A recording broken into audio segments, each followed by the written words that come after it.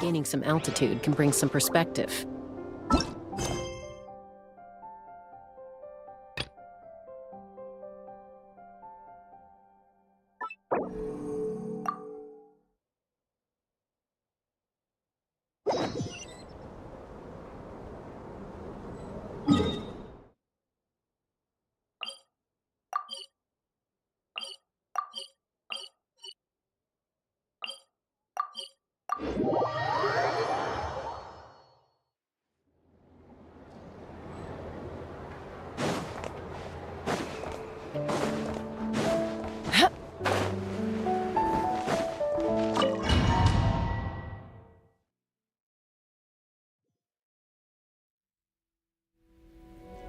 Hey, wake up. Hey, did you hear me? Columbina, I said wake up, now! Oh, good morning, Sandrone. It's 3 in the afternoon, actually. And could you kindly not use my quarters as your personal nap room next time? But I feel so safe here. And your coffee, right? It's so bitter, but it smells lovely. It's like you were raised by wolves in a forest or something. What did you drink growing up? Grass tea? The Frost Moon Scions certainly led a more frugal existence than the Fatui. Then I'll bet you've never eaten one of these before. It smells delicious. That's because it's a Fontanian recipe. I had a little free time today, so I made a batch. Rosaline will be here shortly, but if you really can't wait, I guess you can go ahead and... Hey, at least let me finish before you start eating! Did the Frost Moon Scions not teach you basic table manners? Or did the rules not apply to you because you're the high and mighty moon goddess? These are so tasty. Of course they are. I made them. I was worried they might contain traces of machine oil. What?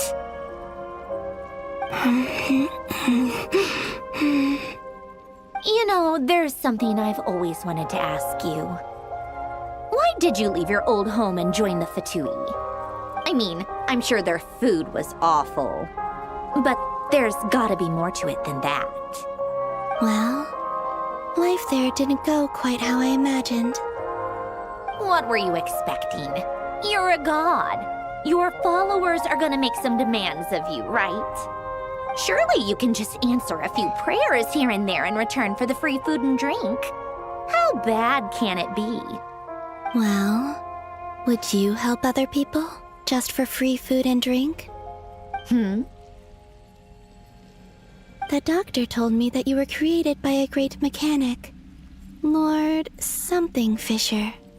The Lord Artificer. Ugh, some people can't keep their mouths shut. Oh, Lord Artificer. And didn't he have something to do with the, narcissist? Narcissenkreuz Ordo. Yes, that was it. Narcissenkreuz Ordo. So, would you try to fulfill their wishes? You must be joking. I wouldn't go even if they paid me. I don't even know them. Exactly. Well, I felt the same way. I did not know the people who made demands of me. What do you know? We're on the same page for once. In his later years, Alain did ask me if there was anything I wanted to do. If I had any wishes of my own. Well, I don't. And I'm not in any mood to fulfill someone else's either. Who's Alain? He was the... You know what? Never mind. You're not gonna remember. Anyway, the point I'm trying to make is, neither of us is the self-sacrificing type. Let me ask you this. What sort of place would you like to live in, if you could choose? A place where people don't ask me for things I cannot give them. Where they don't worship me or fear me, but just want to chat with me like a normal person. I'd also like the freedom to come and go as I please. And ideally, it would be somewhere with the smell of coffee and snacks. Not to burst your bubble, but no such place exists in the world. Now, take your snacks and scram.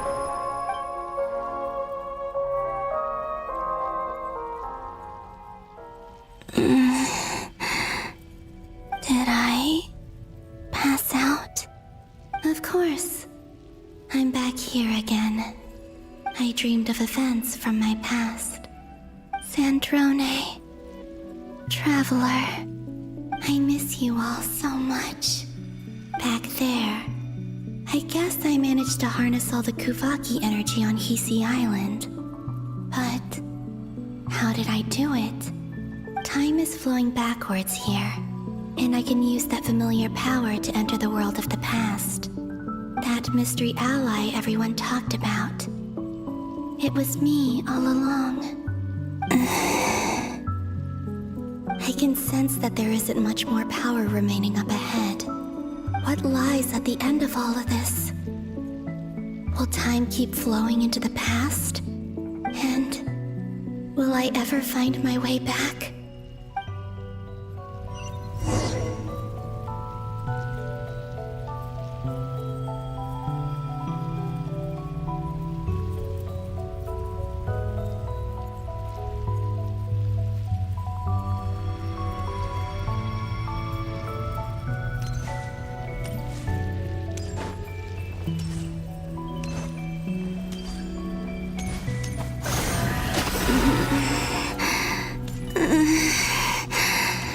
It's getting harder and harder to use my power.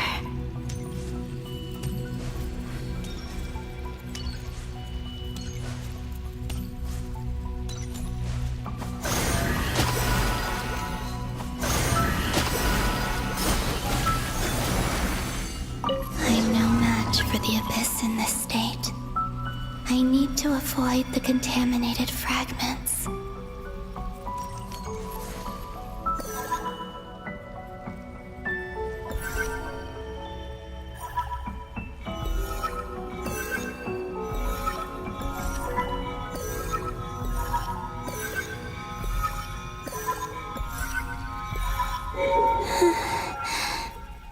Time to go.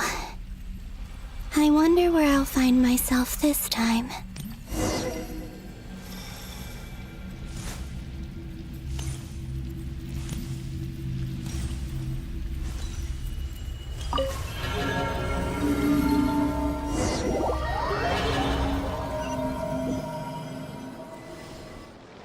The Final Night Cemetery.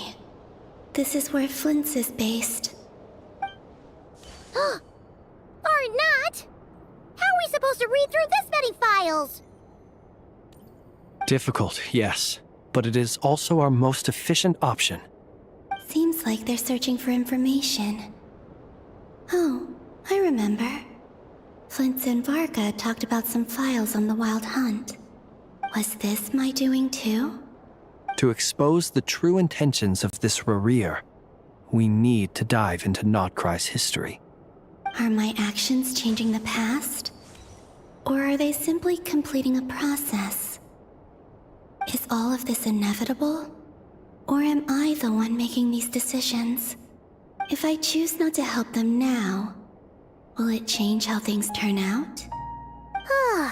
Hope we don't land on our heads then. They're my friends. I can't not help them.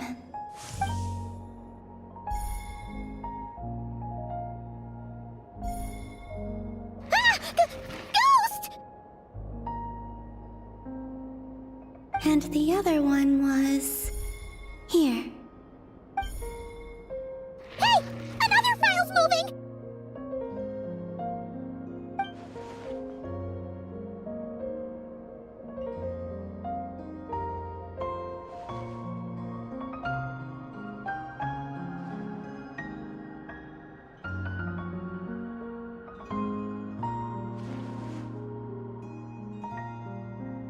That should do it.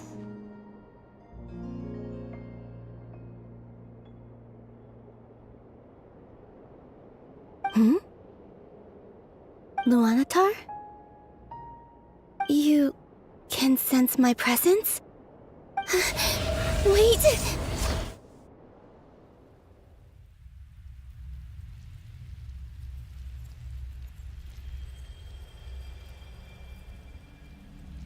Luanatar. So she's that familiar presence I've been sensing all along. She's always been by the Traveler's side. That explains why the Traveler has been there each time I've entered the past. But why Luanatar? Is it because she has a connection to me as the Moon Goddess's familiar? If so, why not any other Kuhenki? That's...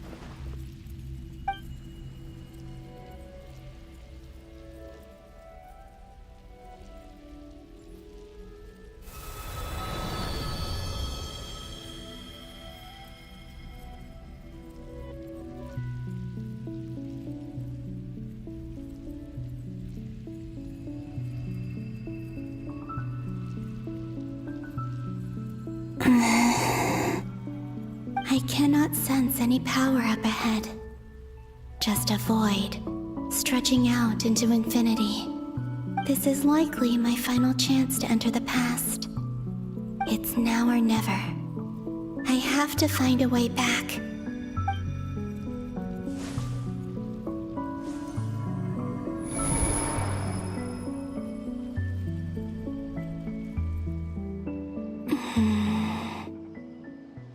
Hisi Island? How far back in time is this? Where's Luanatar? I can't sense her presence this time. Oh, seeing Anafa and Aino reunited like that sure was heartwarming. Traveler, Paimon! No, stay calm. I don't have much power left to change things. I don't even have that much time left here. Think, Columbina. How do I find a way back? A way back... to where? Do I go back to Moon Prayer Night? Or to the future that followed? And if I return in my current state, what will become of me then? Dotori's actions that day proved that he'd been planning that for a long time. He had already seized the power of 2 Moon Marrows before capturing me. Even if I managed to get back, how can I fight against him when he wields the Tri-Lune Authority? I can't. If I go back like this, I'll be playing right into his hands. I have to find some way of rivaling the power he has usurped. Wait. Time flowing backwards. The Tri-Lune Authority. Does that mean... I think I know what the final destination of this lunar reflection might be. I know what I must do. Speaking of homes, we must already be close to where the Frost Moon Scions live. The vibe here feels different, just like the scenery. But how do I communicate my plan to my friends? Should I write it down here? No. Someone else will see it. I need something with a close connection to me. Something I can use as a medium to tell them what's happened to me in here. Now it makes sense.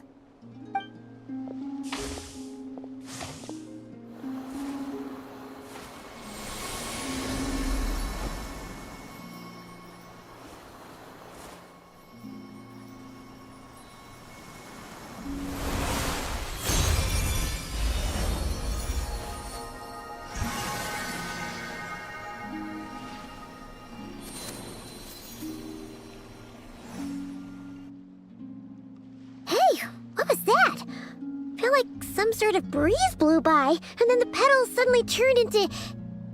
Huh? It was I who brought Luanatar into being. I gave up a piece of my own soul to create her. That's why I could sense a familiar power from the moment I entered this space. It also explains why she's been present in every past location that I've entered. Because we have a deep connection. Hey there! What's your name? And the reason why there are no more gates to the past after this point is that Luanatar hadn't been born then. No wonder I sensed the trace of a blessing when we first met. But I still didn't recognize the soul hidden within you. Back then, I was just a little lost dove. I had yet to become Columbina Hyposelenia. Go on now. We've got stuff to do. Best you find someone else to hang out with. Hey, you scared it off. I'll be counting on you. Remember to stay by the traveler's side, guide her, and help her in my stead. Oh, and bring her to the garden where the moon prayer blossoms grow. There's a little lost dove there who will need her help.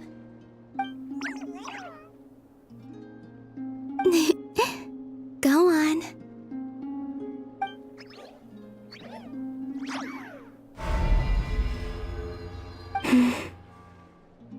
You too. Go and live your story. As for mine must go in a different direction.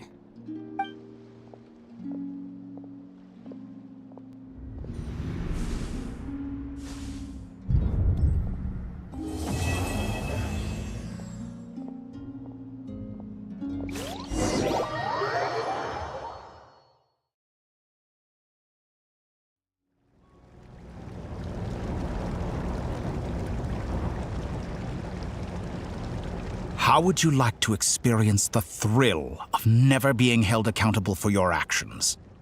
You could crush people like ants without consequence, or tear off their heads or limbs as you please. Believe me, such a life is but one small step away. What point is he trying to make? Freedom? But the freedom to kill? To do evil and get away with it? Why would you offer me that? The creation of a world is the ultimate scientific experiment. I have taken my research to the highest level, where I shall be not just a god, but also a servant to many sacred spirits. I shall heed the truth and perform holy deeds. A god's laboratory is the perfect playground, but it needs the right occupant to explore its full potential. Mortals are found everywhere one looks. Not so with Descenders. I'd prefer my first guest to be a distinguished individual such as yourself. And I know you could make the most of the opportunities it offers. So the condition for entering the new world is to take innocent lives. The same dilemma that Rerir once faced. Could I really bring myself to kill others for my own benefit? Rerir did. And look where it got him. Have you made up your mind? I can't do it. Your playground is no place for me. You're putting your hopes in the wrong person. But we both know I'm not quite the hero you say I am either. I have my own reasons for the journey I'm on, and they aren't all selfless. You've grown a lot since we last met. But there are still things you are unwilling to compromise on. This will only hinder you. Why don't I lower my requirements a little as a gesture of goodwill? I'll give you a little time to learn to be a less noble soul. That'll make things much easier for you. I really doubt I could live that sort of life. And yet you already sound less defiant than a moment ago. The benefits appeal to you because you can read the signs of the times. Why don't we return to my research facility? Your last visit was so rushed. There is much that I have yet to show you.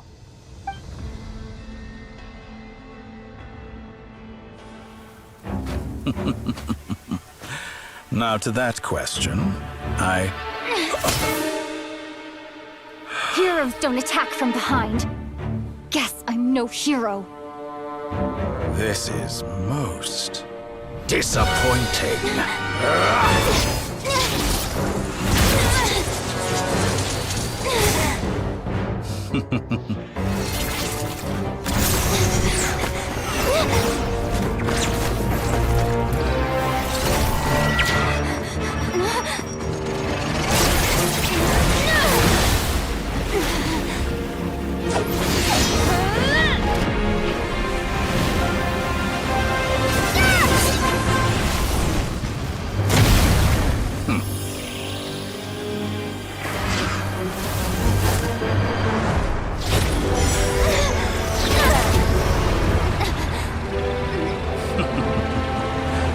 Now then.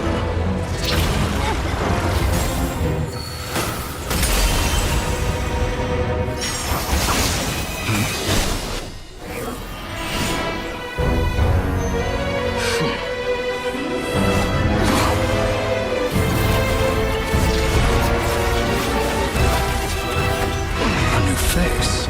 Interesting.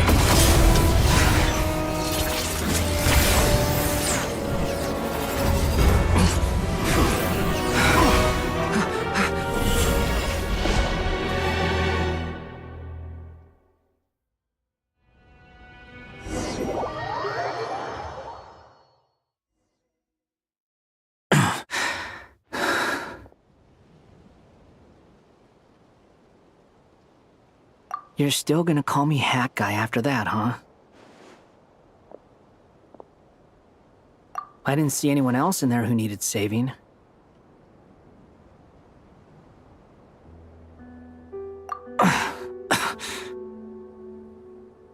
It's nothing. I'll be fine. Why are you looking at me like that? Is it that shocking that I'd come to your rescue? I owed you a favor back in Sumeru. Now we're even. Distracting Dotori was tough, I won't lie. He's not gonna fall for the same trick twice. That was my one shot. I'd hoped to use it to take him out. Ugh. I never wanted to obliterate someone more than I do right now.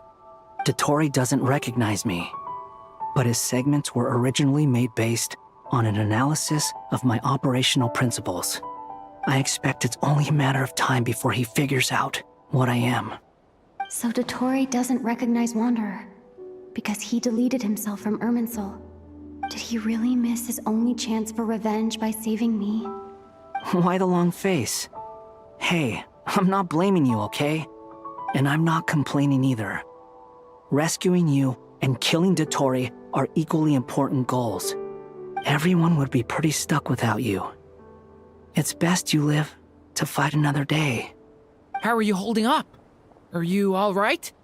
Hat Guy said to put safety first, so we agreed to run as far away as we could after leaving the energy field and only meet up once it was safe. You don't look injured. It seems that Dotori didn't do anything to you. All right. Rescue operation complete. Let's head back. There's a lot more work to be done before this is over.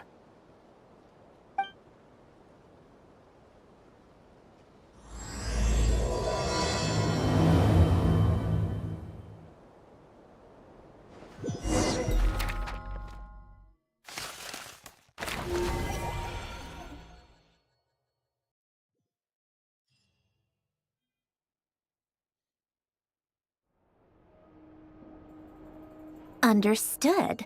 I will bear the Tsaritsa's decree in mind. I don't see what's so awesome about it, though. Does he really think everyone else is as immature as him? I'm not stooping to Tartaglia's level. I thought you might say that. How's your progress? Quite promising, actually. That alchemist Albedo gave me a few ideas. Remember how I asked you to look up some files for me? That stuff on the Nazi-Kreuz Institute. René de Petrichor and Jakob Ingold. Alain Guillotin despised René's theories and methods, but he never managed to come up with better alternatives either. so I adopted some of Renee's ideas. I thought Alain was like a father to you. He and Renee were mortal enemies, were they not? And what would you say if Lenny and his friends one day learned something useful from someone you utterly detested? I would applaud them for it. That would mean that they have surpassed me. For all we know, Alain Giltan might have thought the same thing. Not that it matters, though. He's dead, and I'm alive. So it's my call to make. Once you die, it doesn't matter how great you were in life. Only the living get to decide what happens next. Hey, come on out. They're back. Huh?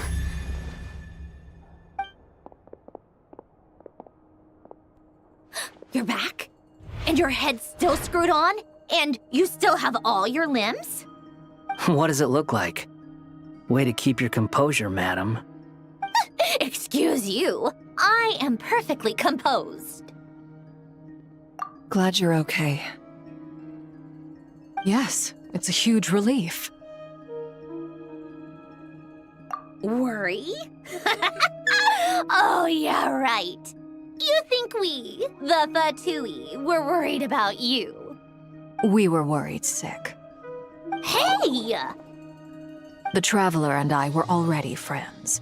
You are free to join this mission in whatever capacity you please. Much like your tea parties. It's a laugh a minute with you guys. I must say, I was quite surprised when Mr. Albedo told me he would need no additional aid. We discussed this on our way back as well.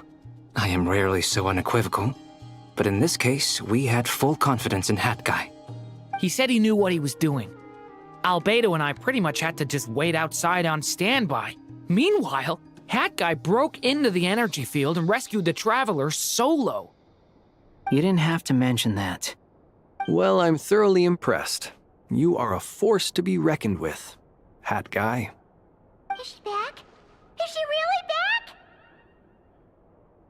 Traveler! It's really you!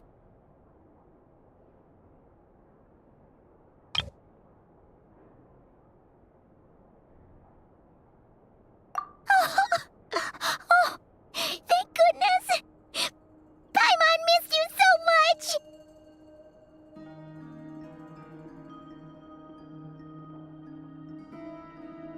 You can finally breathe easy, Paimon. It's great to have you back in one piece! Oh, Paimon's been having nightmares the whole time you were gone! Look at them. You know, once you reach my age, there's nothing better than watching a misty-eyed reunion between friends. It's nothing. Same goes when you get to my age, too. I bet Ino and Anefa would be tearing up as well if they were here.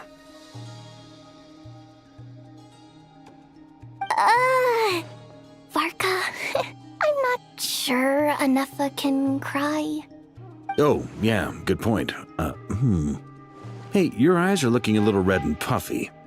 Come here, let's hug it out. What? Ew, no! No, thank you. You're not my dad, okay? Knock it off!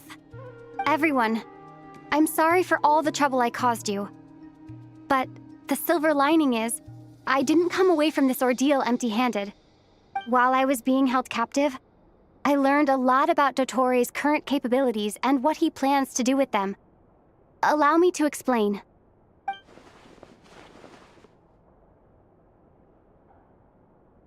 The three moon goddesses were even more powerful than we imagined. No wonder Dottore believes himself to be equal to the gods. Maybe even superior. Utter blasphemy.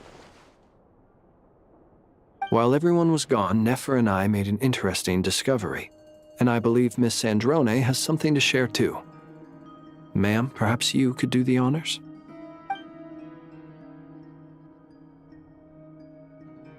Called it.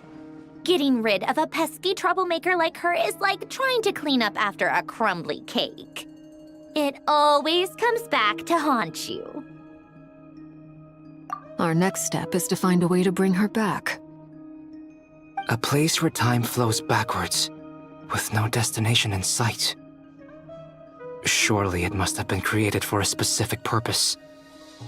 But I fear the answers are buried deep in Tevat's history, held by great powers beyond our reach. It sounds like she's on a specific path through time, just traveling in the opposite direction to us. The question is, where does that path lead? Or will it keep going to infinity? We considered that question as well. Strictly speaking, time is not infinite. Indeed not. Every road has an end. Nicole! You sure loved quietly sneaking in mid-conversation. I do, in fact. It's something I've always done at our mages' tea parties. Quiet, mysterious, and persuasive. You wonder what lies at the end of her road. Well, just as the world has a beginning and an end, so too does time. And so, the end of the road is the moment that Tevat was born. But where Miss Columbina will end up along this road, that depends on where this particular river of reverse time began. What about the original moons and the moon goddesses? Do they have a beginning too? All things do. In the beginning, no moons adorned the sky. It was the Dragon King Nibelung who raised the 3 moons into the heavens, and thus were the moon goddesses born. They were shadows of the planet, born to wield Nibelung's authority and oversee the world on his behalf. They were extensions of his will, manifestations of his majesty. But then one day, they disappeared just as suddenly as they had once been brought into being. Nobody knew where they had gone.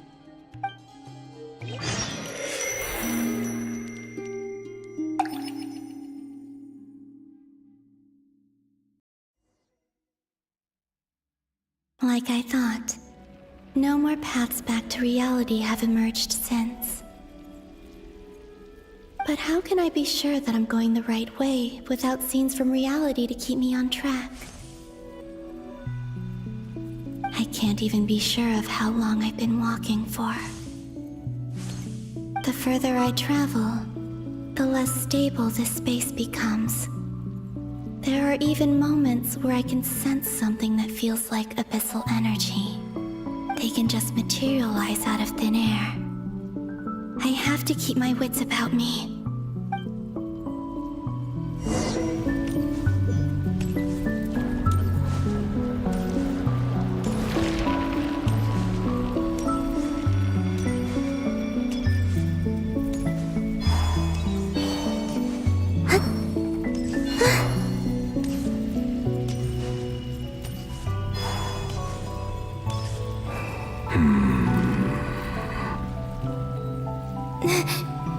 Is that the Ray here of Solnari?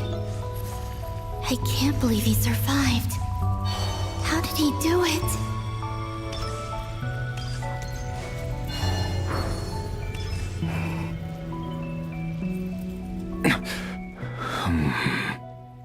You are the moon goddess. But how? Please, there's no need. I'm not interested in fighting anymore. I find that a little difficult to believe. Yeah. Honestly, so do I. The way you used my own power against me was... It was a brilliant strategy. And then, in the final moment before I was thrown into this space, I got to see an old friend. Mr. Dainsleif. Right.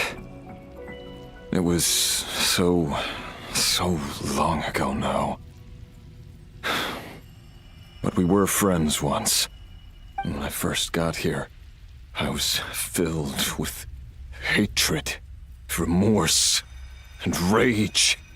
How I cursed and devoured. I tore everything here apart. I was consumed by the desire to leave this place and have my vengeance. But to no avail. This is a place with no exit. This is the second time I've entered this space. Though I have no memory of the first, I was torn to shreds the moment I entered. But this time I survived. It must be partly because of this new body, and partly because of all the Kuvaki I absorbed in Nodcry. Are you the source of the abyssal power in here? Not all of it. Some is from when I first arrived here and tried to destroy everything. But there was already a degree of abyssal power here before I entered. And like a venomous snake baking in the merciless sun, it tried to slither into my shadow. Tried to?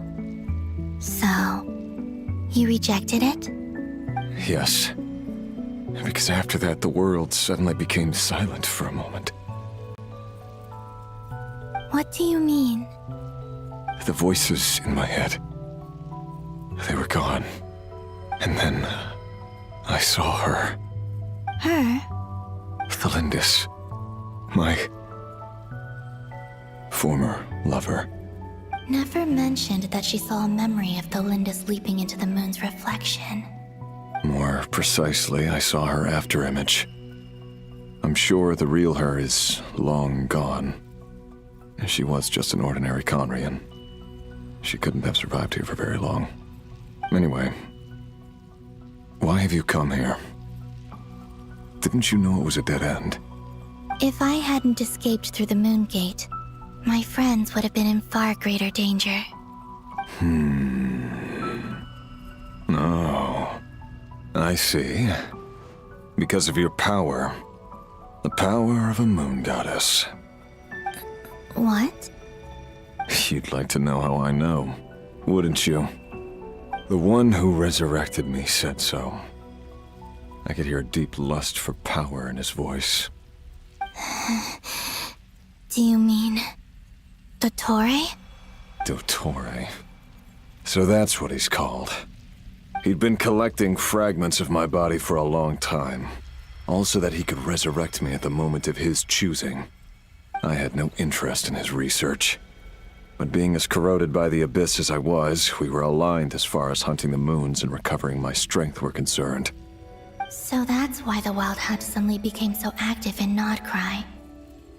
When I left the Fatui in my weakened state, Dottore must have felt that his time had come. Moon Goddess, could I ask a favor of you? What?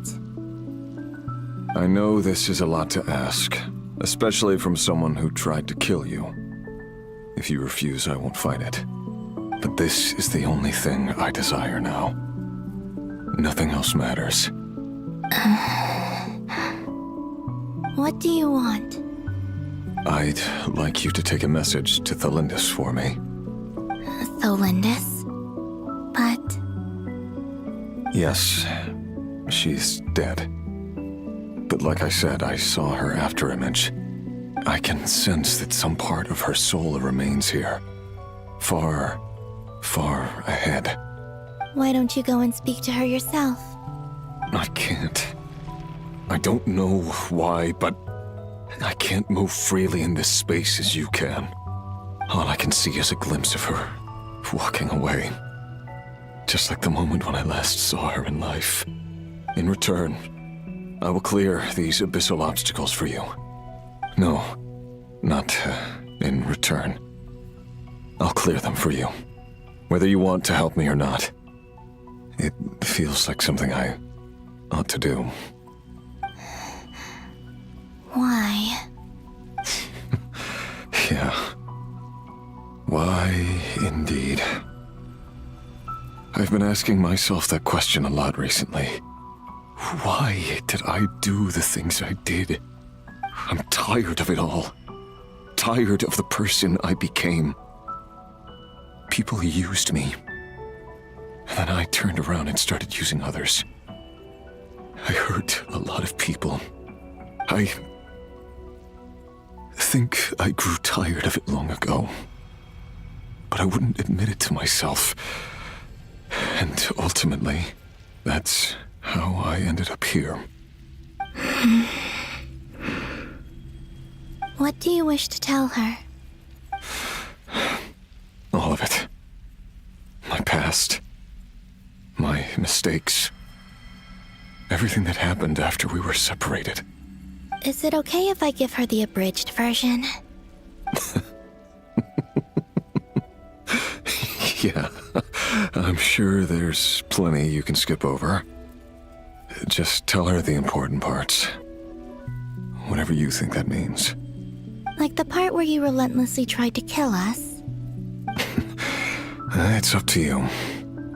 Love demands honesty. But my relationship with Thelindis was built on lies. We hid too much from each other. But after living my whole life in the shadows, I don't want to hide anything anymore. I will do my best. There.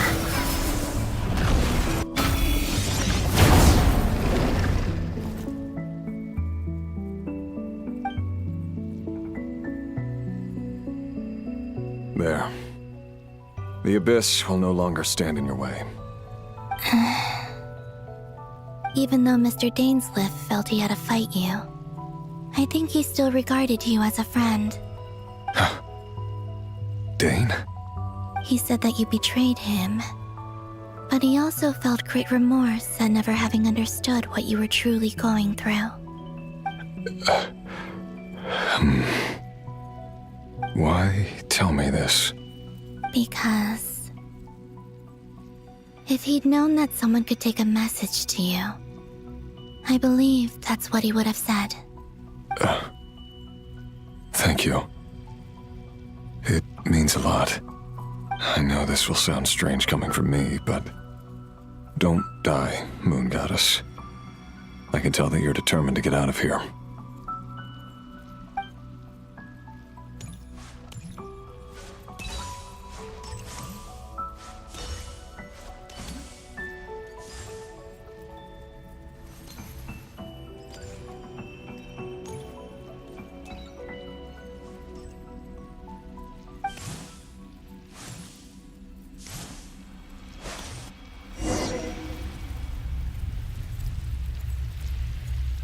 He kept his word.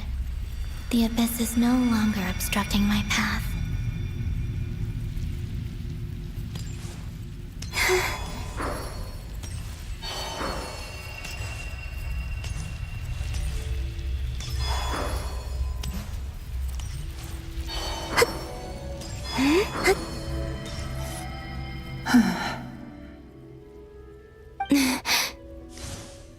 Is that Thelindis?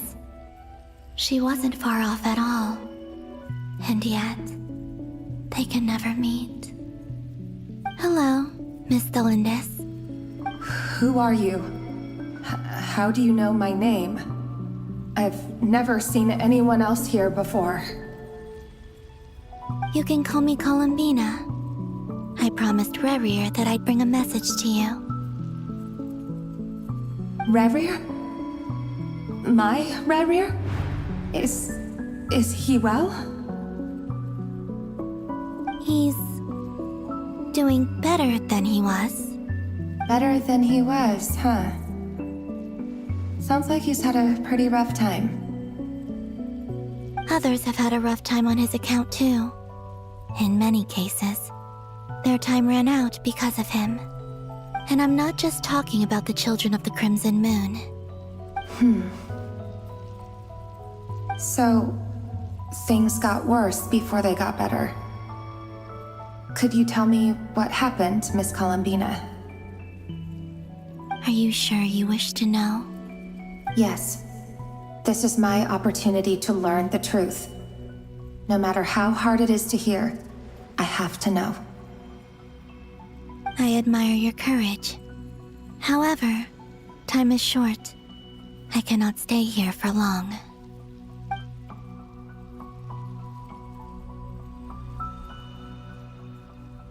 Rerir had seeds of hatred in his heart, and many people nursed them for their own ends.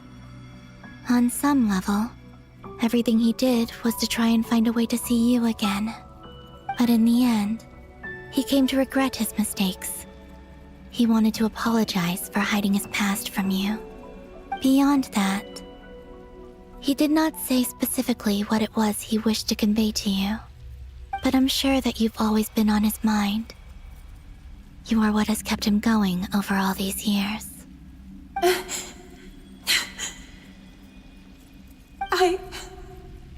I'm sorry, Miss Columbina.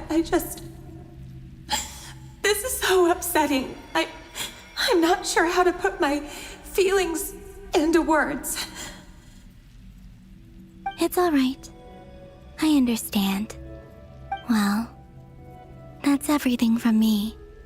So, I guess I'll be... Wait.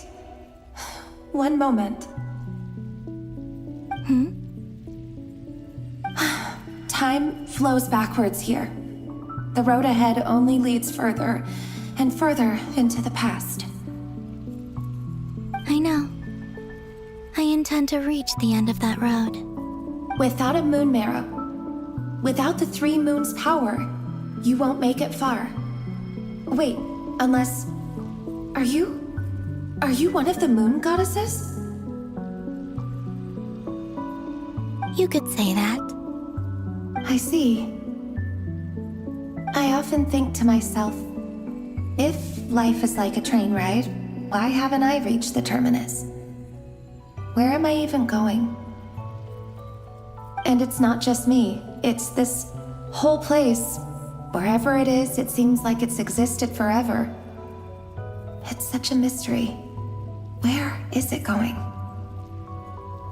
I must seem so ridiculous.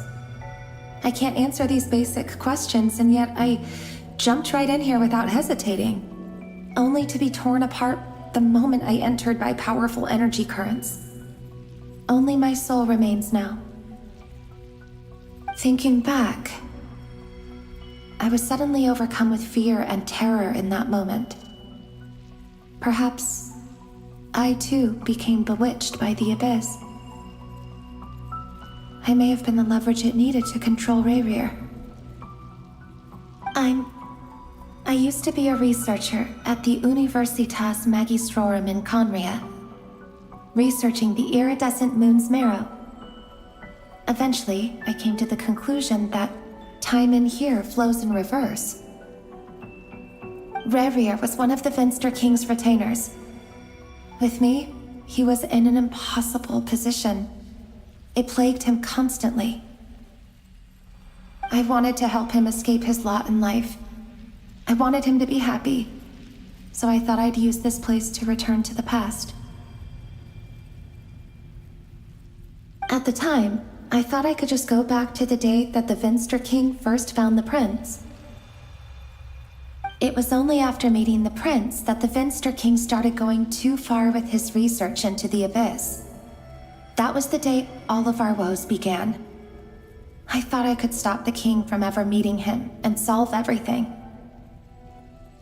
I couldn't kill the Venster King himself, so I had to find another way to save Rayrir. That's why I wanted to go back, to kill the person who had brought new possibilities to our realm. I'm sure it was a futile endeavor, but the abyss probably enhances the basest human desires. So I naively hoped I could change everything. But I was simply too weak, like a speck of dust against the whole universe. Look at me. I didn't even survive the journey here. Not physically, at least. I know I'm never getting out of here, but you're different. You can make it, and I want to help you. I owe you that much. How do you plan to help me? Have you noticed the golden energy that exists here? Based on my past research and my observations since coming here, I believe they carry you forward faster. I can share what I've learned and help you understand the pattern in which this energy appears.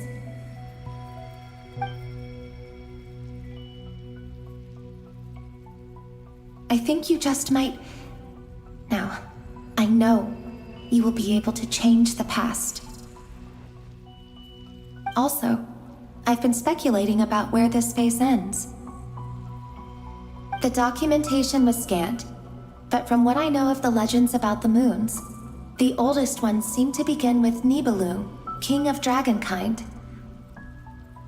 I have no way of verifying any of it by this point, but if it's true, you might be able to reach that era if you keep walking. Understood. Thank you, Miss Delindis. I'm the one who should be thanking you. If you hadn't entered this realm of everlasting death, what use would my deductions be? Thanks to you, they have some meaning. About Rayrir, I'm so sorry. For everything. It wasn't your fault. That's not true. Because we both feared bringing trouble upon each other, neither of us ever told the truth. And that dishonesty sealed our fates. But enough about that. I wish you a safe journey, Miss Columbina.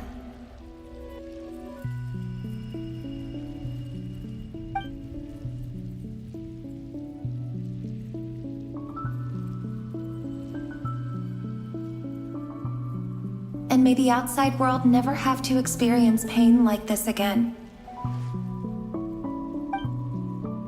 Rayrir, you're there, aren't you? I cannot see you, because you exist in the future. I expect we'll be trapped in this prison of space-time for all eternity. But please, gaze upon the past, and then sit for a while. Let's find a place to sit down together, just like we did when we first met.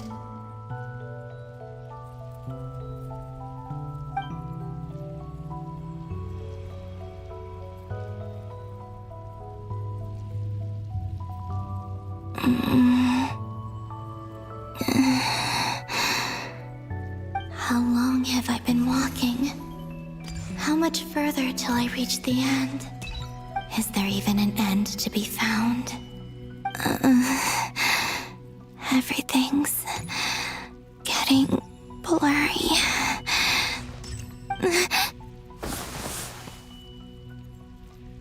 Huh? Are you all right, little sister? Have you come from the distant future?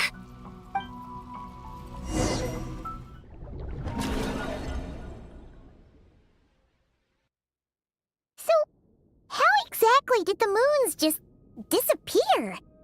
Shouldn't it be a little harder to get rid of major creations like moons? The world is a vast and ancient place.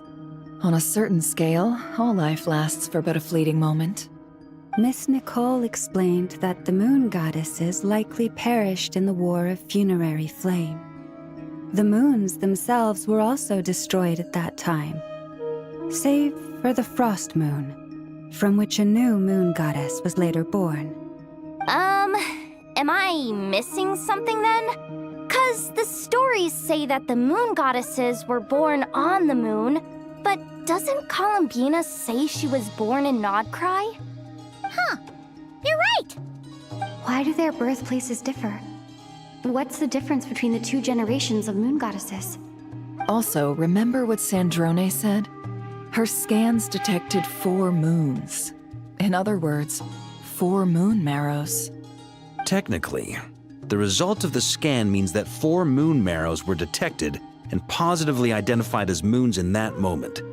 In other words, this piece of information alone isn't enough for us to know how Miss Columbina is doing right now. Yep, we have no way of staying up to date on whether she's dead or alive. She's on her own for now. But at least she's trying her best to get back to us. Yeah. She's a tough cookie. And a sore loser, too. We have to trust that she'll find a way. Because we really need her power. As much as it pains me to say it, we've got no chance of beating Dottore in a straight-up fight. He's much too powerful.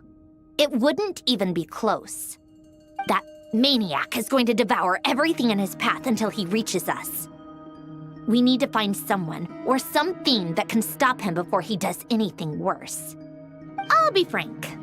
Our only hope of defeating this false god is with a real moon goddess on our side. I'm not just saying this because Columbina's a friend and I want her back safe and sound. It's just the truth. And I know that even she was no match for him when he attacked, but I don't have a better solution. We're not giving up on saving her, whether she can defeat Dottore or not. Right. Don't worry, Miss Sandrone. We're all aligned on saving Columbina. No one's trying to argue that we can only justify saving our friend because it will help save the world.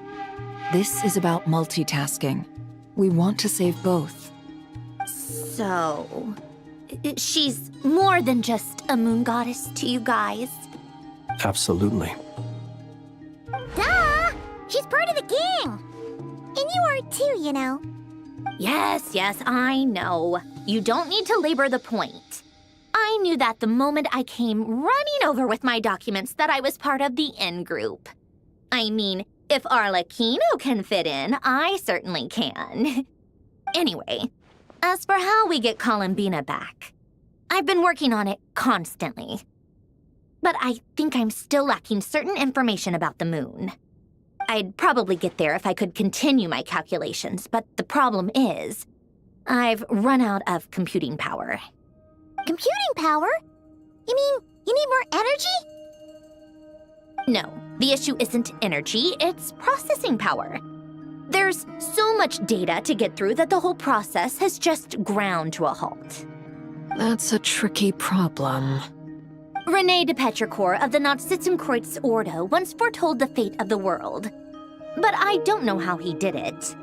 My guess is that he used the primordial sea's power. However, that won't work for me.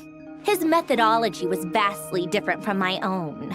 What's worse, they're incompatible. And to top it all off, we can't even leave Krai. Ugh, this is so annoying.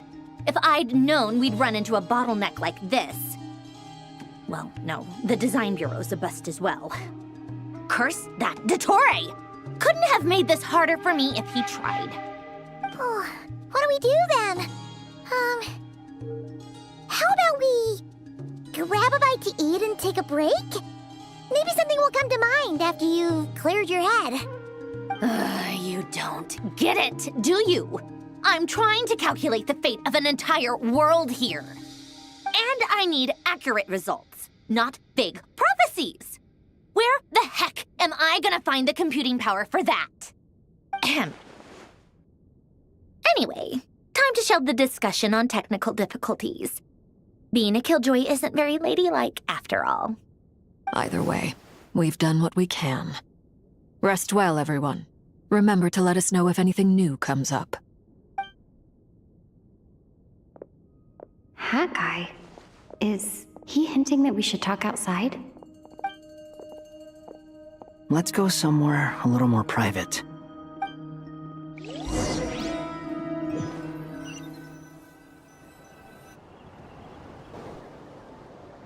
You know that Dory went back to Sumeru, right? Yeah. She mentioned she was planning to head back. Things aren't looking good for Krai. She's gone to spread the word so that Sumeru has a chance to prepare for the worst. From what I know of Dottore, there are two possible reasons why he hasn't made a move yet. One is that he's still working through some kinks in his new powers. The other is, he wants to see how we're going to react. He'll easily devour everything eventually, so I guess he's in no rush to make it happen. The first false god he made was me. Now it's his turn. Even though my records were erased from Irminsul, Dottore's ideas haven't changed one bit. He once told me that becoming a god was like turning yourself into a hungry wolf or giant serpent to devour the moon. Clearly, he began studying the moon goddess's powers long before he even tried making a god. He's always wanted to get his greedy hands on divine authority one way or another. And in the end, he devoured the moon where I failed. In the desert of Sumeru, there is a chessboard built by King Deshret. also known as Al-Ahmar. I don't know if it was a real game, or if he was just trying to challenge his servants and citizens in some way. But creating games and setting rules, gods do that as a matter of course. That's the kind of power Dottore craves. Now he has the Trilunar Authority. His power is leagues beyond the common people. I don't think there's any point in other nations rushing to the front line. They're better off focusing on defense and hoping they can fend off any threats that spill out from Nodkrai. Either way, Dori will inform Lesser Lord Kusanali, and she will contact the other gods in turn. The Seven will have some recourse available. If nothing else, their protection should keep the rest of the world from descending into chaos as quickly as Nodkrai has. So on the bright side, even if Nodkrai is doomed, your friends in other nations won't be in any immediate peril. That's good to know. But I'm not ready to give up on Nodkrai yet. There's a word for people who refuse to let anything go. It's called being greedy. Maybe it sounds greedy to you, and probably naive too. But whatever you call it, that's what gives me the determination to keep fighting. Battles are fleeting, but the will to fight is a long-term commitment. Give up for even a moment, and your resolve will shatter. Why do you always feel the need to do the right thing? No one is born to be a savior. I mean, who's gonna criticize you if you fail or give up? Don't take this the wrong way, but Dottore said something similar to me. I guess the Fatui attracts people who don't believe in saviors. Not necessarily. It's less about belief for me. I just want to know how determined you really are. After all, I don't owe anything to anyone else here. Only you. You look kinda worried. If your arch-nemesis was about to achieve their ultimate goal, I think you might feel a little worried too. That's true. Dottore is about to become an omniscient, omnipotent deity. That's gotta be a bitter pill to swallow. Still, you're calmer than I expected. Obviously. I have to admit that my past self was a reckless fool who misunderstood not only the point of revenge, but how to achieve it. And as much as I want my vengeance, I know I'm not gonna get it by acting alone. If the world's taught me anything, it's to think before I act. Too bad it never taught me any other virtues, though. So, I am going to destroy Dottore, no matter what it takes. So, what's your plan? I'll get to that. First, tell me, what do you think of Sandrone? Just like Paimon said, she's a friend, part of the gang. How much do you trust her? This is a serious question. Think carefully before you answer. Although she's with the Fatui, she has her own values and she's helped us a lot. If nothing else, she's clearly going the extra mile for Columbina. I see no reason not to trust her. If you say so. In that case, the three of us need to talk. I have some thoughts about her computing problem. It can be solved, but it will come with a cost. How much? If I can afford it, I'll cover it. Sometimes your heroism really backs me into a corner. You know that? Come on, let's go talk to her.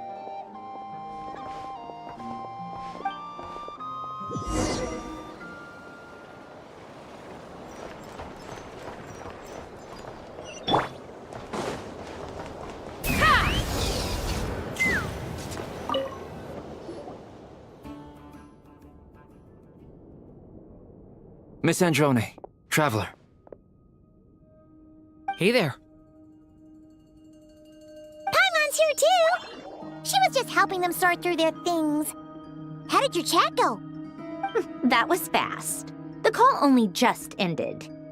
Well, you said it was urgent, so we got here as quickly as we could. Albedo, I have some alchemy questions for you.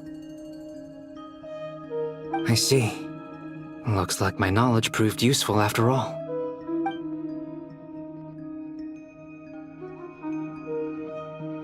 If I might ask, what is the end goal for the modified formula you'll be using? I needed to predict the future of the entire world. But I've run into some teething issues since trying to implement Renee's theory of the 4 Orthants. I see. I'll have a look at it. Still, computing power is the real issue here. How do you plan to solve it? About that, it's been sorted. Oh, with the Traveler's help?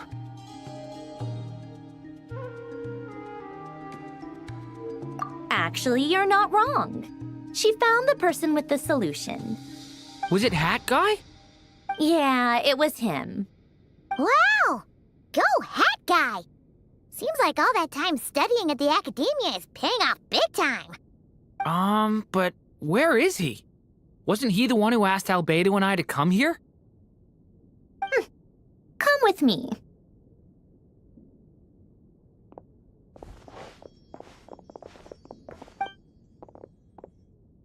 Hat Guy? What's happened to him? Hat Guy! Can you hear us? No response. I guess he's in hibernation. Hat Guy mentioned that he was a puppet. It seems that his functions are currently shut down. I presume this has something to do with the solution to your computing problem. That's right. He and the Traveler came to see me. Wait, what? You have a solution? Would you calm down? Why do you always react so hysterically to everything? Excuse me? How would you know? You shouldn't be so quick to judge complete strangers. It's very bad manners. Oh, please. It doesn't take that long to figure out that you have a temper. Where does a mere student get that kind of confidence? I've actually published more papers than you. Not that status counts for much. Even Paimon's applied for academia admission. Huh? Are you serious? See? This is why I can't be bothered to explain myself. She recognizes no one's skills but her own. Okay, fine. I'll hear you out. So, tell me, how do you propose to solve my computing power problem? This world itself is constantly processing all kinds of information. If it's the world's future you're trying to calculate, you need a processing device that's designed to cope with that volume. Easier said than done. Only Irminsul can handle that kind of... Wait, is that what you're suggesting? But surely we can't just plug my formula directly into the ley lines. You should be able to tell that I'm not human, right? Yeah, I noticed. The technology, though, seems pretty ancient. Very different from Fontaine's. It's a completely different system. Conrian, to be precise. I'm what they would have called a puppet. Puppets need an energy source and processing power. The artisans who built them sought out the materials most suited for that purpose. You? Do you mean... The Traveler and I have talked it over. She's willing to vouch for you. So, I'll allow you to borrow my core for your calculations. It was built using wood from a silver-white tree, which makes it a small part of Irminsul. Conrian technology and Irminsul wood. Who in the world could have built you? Are you sure about this? A puppet without its core will cease functioning completely. And if it's left in that state for too long, it might not recover. You could die if you do this. You do realize that, don't you? I can put two and two together, yes. No need to rub it in. I won't lie to you. This has never been done before. I cannot guarantee your safety. Doesn't matter. I'm prepared for the worst. Did you two actually talk this through? Is he... Are we really considering this? Yes, we discussed it. The bottom line is, he trusts me and I trust you. Let's give it a shot, shall we? Honestly, I have no clue where this kid even came from.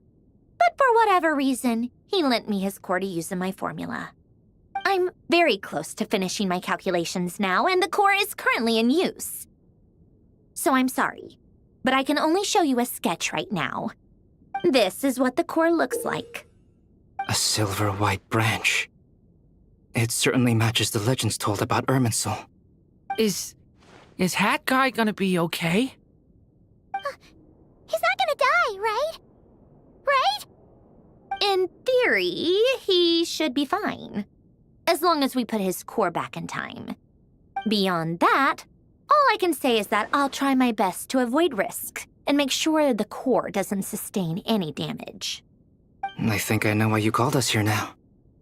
Someone needs to watch over his body and make sure it's protected until the process completes. Correct. He said that the only ones he trusts here are you two, and the Traveler. And the Traveler will have other work to do. He will have our undivided attention. Aw, Hat Guy. On a more positive note, things are progressing steadily on my end. I'll call everyone in for a meeting once the results are out.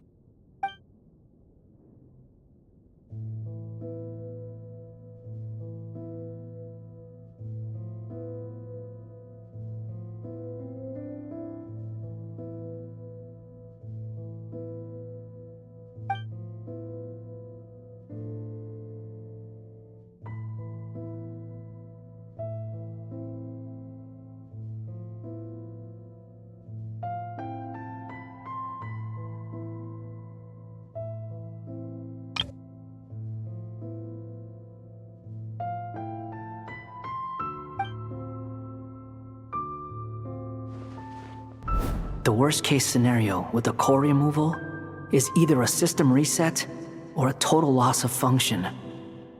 But I'm not afraid. A quiet death should have been my fate long ago.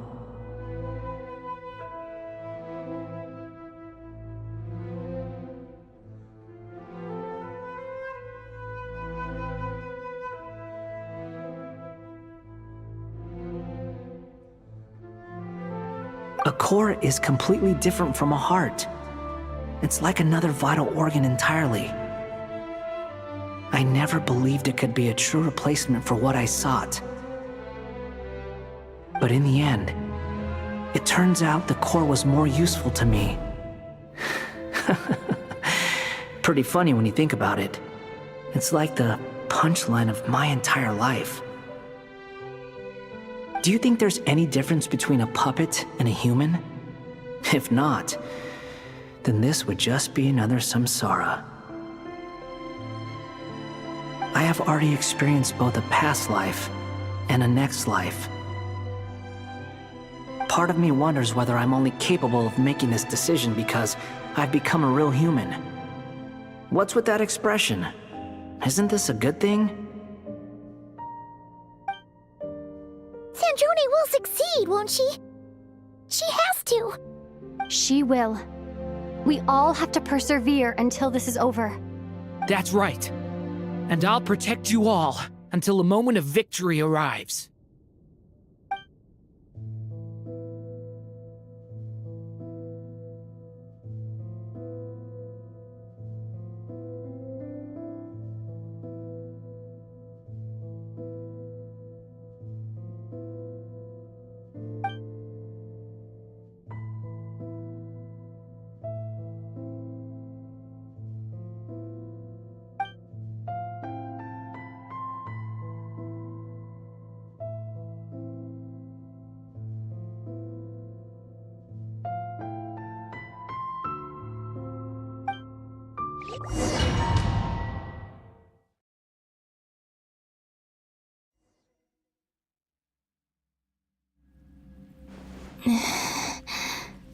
Who are you?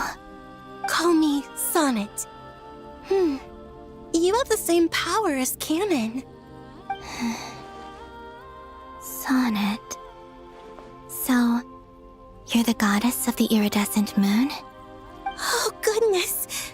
You recognize me? Well then, what's your name? Columbina. Columbina Hyposelenia. Hyposelenia? What a lovely name. Did you choose it yourself? It was a joint effort between me and my friends. Friends? You mean your friends in the heavens? Huh? Oh, sorry. You must be exhausted. I apologize. Hang in there. Let me introduce you to my older sisters. Do you mean the other two moon goddesses? Arya and Canon? Wow, you sure know a lot. Hey, does that mean that our story goes on into the future?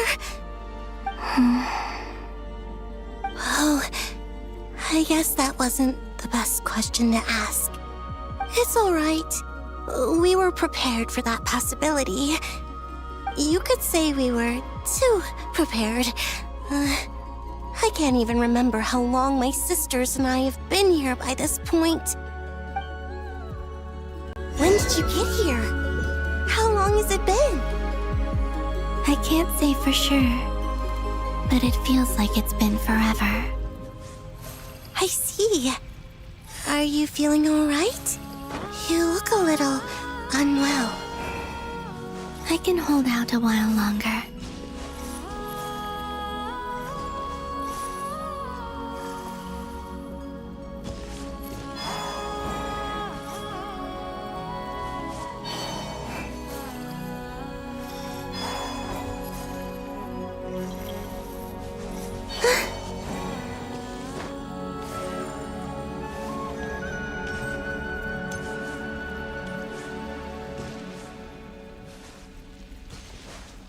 We don't have far to go.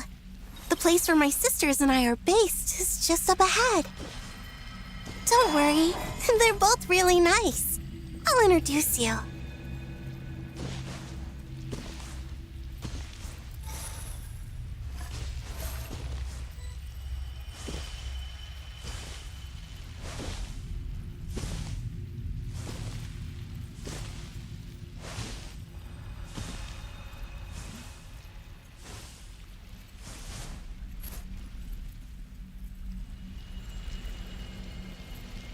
Sisters! I'm back!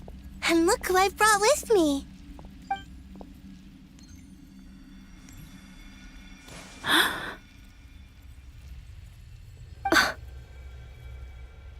It's our lovely little sister, born in the far future. The pleasure is all mine.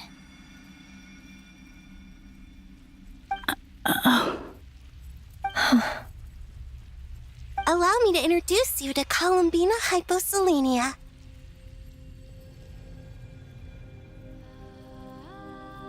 This is Arya, the goddess of the eternal moon. And this is Canon, goddess of the frost moon. Canon, don't you think Hyposelenia's power is similar to yours? Hello, Columbina. I apologize for our startled reaction just now. And please, forgive our little sister if she's been annoying you. She tends to talk a lot. It's fine. You seem shy. Don't worry, Columbina Hyposelenia. No one can hurt you here. Could you tell me where here is? Please. I must know.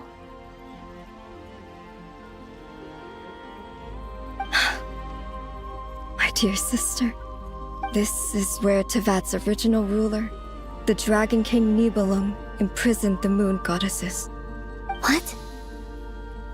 You're scaring her, Canon. No, I'm fine. Please, continue. Nibelung, our original master, created us in the distant past to maintain Tevat. But he left this world and traveled into the dark universe beyond, to explore worlds vaster still.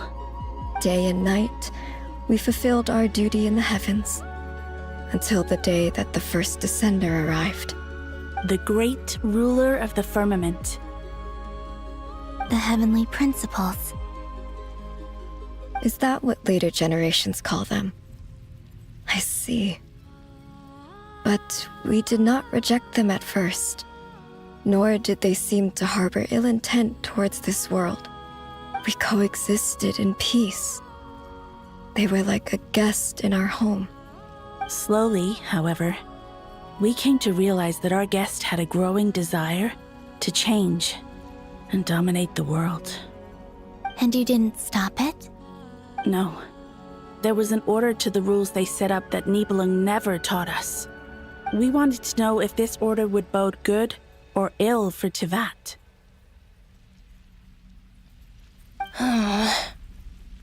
All right. Canon and I wanted to know. Sonnet was against it from the outset. Later, we discovered that this great ruler of the firmament bore an almost paranoid hostility toward the desire of certain life forms to seek power. Or perhaps they feared them. They would even cast down celestial nails as manifestations of their power, to punish the civilizations of the world below. Only this was far beyond mere punishment. Right. Their rules brought order, but the price people paid for merely testing the limits of those rules was far too great. I did everything in my power to help the punished escape catastrophe, but still, too many lives were lost. The ancestors of the Frost Moon Scions were some of the ones you helped. But just when we had decided to take countermeasures, the Dragon King, Nibelung, returned. And so began the War of Funerary Flame. So, that's the name the world gave that war in the future. Well, who won in the end? As far as I know, the Heavenly Principles won, although it came at a great cost. They remained in Tevat, where they continue to rule to this day. And the world's original master, the Dragon King Nibelung, was destroyed. Then what of the moons? Are there still 3 moons in Tevat's skies? You can tell us the truth, Columbina. We know we are but remnants of a bygone age. We are prepared for the answer. Only the Frost Moon remains. But it has been cast beyond the false firmament by the Heavenly Principles. The eternal and iridescent moons were both shattered during the war. So death finally came for us in the end. Sonnet. But you're still here, aren't you? A moon goddess cannot live without her moon, Columbina. She's right. That's why I began to disappear. Because the Frost Moon is cut off by the false sky. How much worse it would have been if it were outright destroyed. Our souls may endure within this lunar palace, but if our moons are destroyed, Then we shall disappear the moment we depart from it. I'm sorry. There's no need to apologize to us, dear sister. If anything, we owe the world an apology. If only we'd decided to act sooner, rather than arguing amongst ourselves. all the more reason not to spend this time in regret and repentance. Instead, we should focus our efforts on how we might help our future sister.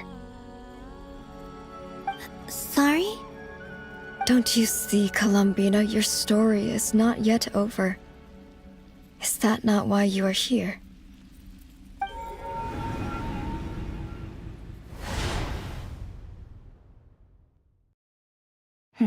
It's done. Initiate numerological array. Continue running primary process. Calculate the world's fate through extrapolation. And identify nodes of potential change. Secondary process, scan for moons. Still 4. The number of moon marrows hasn't changed. Wait, let me think. Is it possible that there's something I've been misunderstanding about the moons all along? Variables. Variables in the world. I know where potential variables within the world come from. So what about the moons? Are there any variables there? Like their life or death, for instance. What if being alive or dead makes no difference to a moon? But that's so strange. Even immortal gods can die. Why would the moons alone be? Wait! I've got it! If alive or dead is considered a variable, we might have had this wrong the whole time. No one ever said that a moon marrow equals a living moon. We just made that assumption ourselves. Initiate secondary process. Scan again. This time filtering out interfering perimeter, moon marrow. I don't care if they're natural or artificial. Get them out of my search results! Why? It says 3 moons still exist in Teyvat, even after excluding the moon marrows. But we know for a fact that 2 of them are dead. Redo the scan. Narrow the results to living moons and real moons. No, scrap that. Narrow it down to moons that have lunar authority and remain alive. Why? Why is it still 3? What is this, Columbina? Has the world lied to us? Or are you the one pulling the wool over our eyes?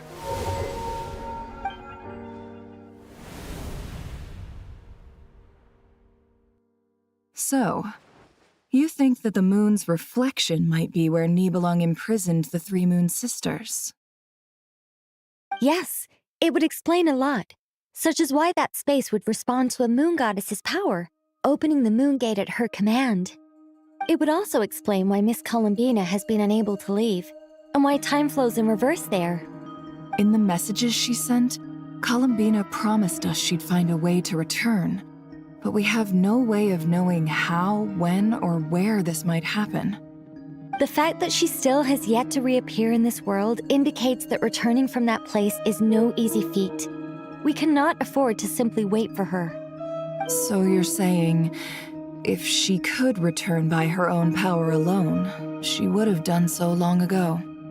Yes, she certainly wouldn't leave it to this late stage when it's so touch and go. I've been giving this some thought, and I've come to believe that Luanatar might be an anchor that she left behind, as a sort of future waypoint. This could also explain why Luanatar is always by the traveler's side. Sounds like a plausible theory.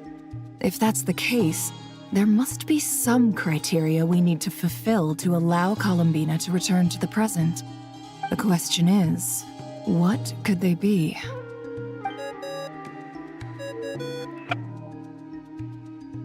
Hello? Listen up! This is extremely important!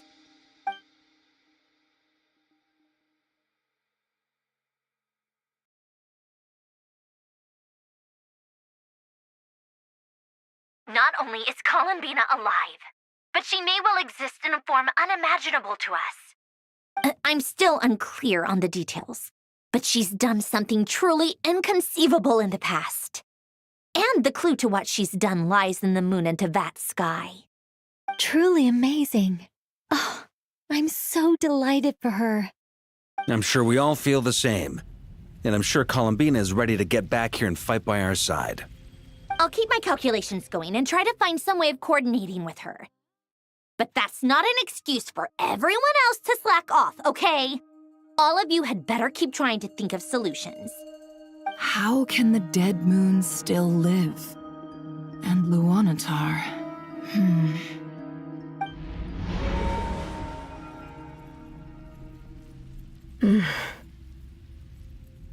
It's hard to believe that's what will happen in the distant future. Our authority is linked to the most fundamental rules of Teyvat. I suppose it's no wonder that many would covet that power. I didn't realize that when you said friends, you meant people who live down in Teyvat. That's so lovely. I always wanted to go down there and have some fun. Have you ever tried leaving this prison? Of course. Between us, we've tried everything. But no matter where we go, this space will eventually bring us back here. It's like the center of a whirlpool. Everything ultimately converges here, at the moment when Nibelung imprisoned us.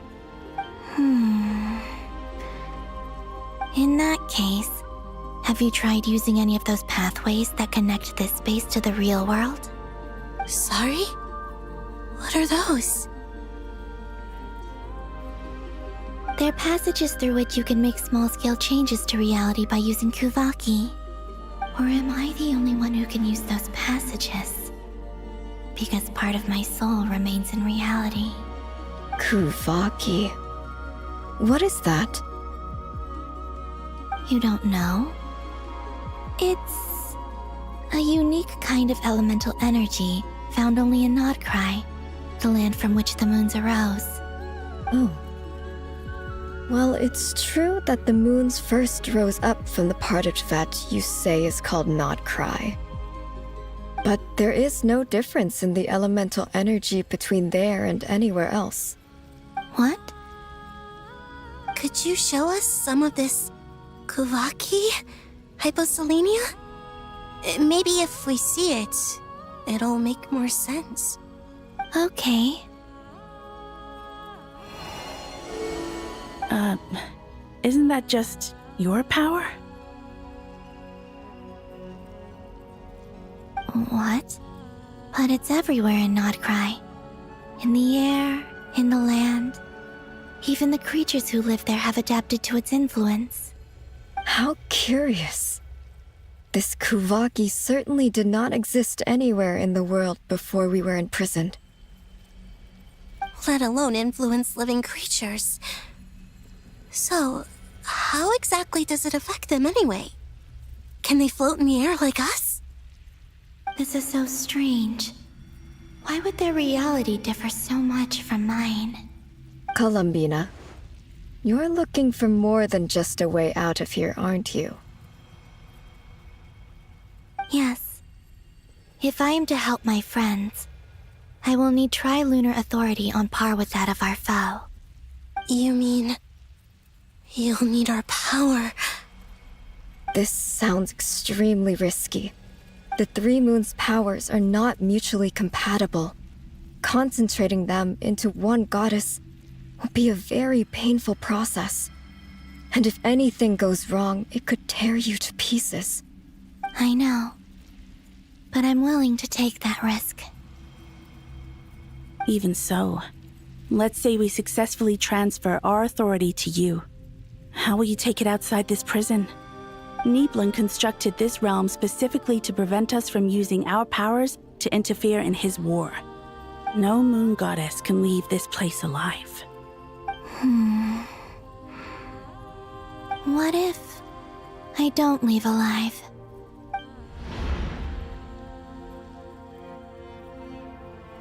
Where do we even start? How are we supposed to figure out what we're meant to do to help Columbina?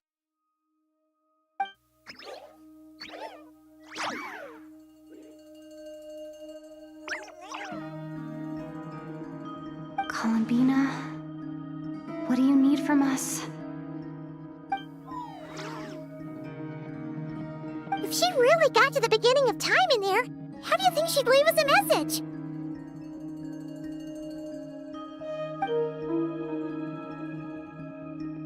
You don't think she'd write it down on a stone tablet somewhere in the hopes that we'd find it, do you? Seems unlikely. Columbina may not talk a lot, but she thinks deeply about issues like this. Let's review what we know. This is the Columbina who fought alongside us against the Reikir of Solnari, and with whom we celebrated Moon Prayer Night. She knows our personalities, our ways of doing things, even our unique strengths and abilities. So, if she wanted to tell us something from a long, long time ago, what would she do? Oh.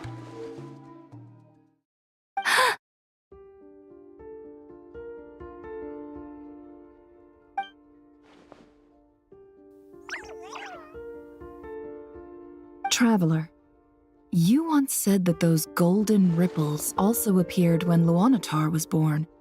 What if Columbina left Luanatar here, not just as an anchor to the real world, but for some other purpose?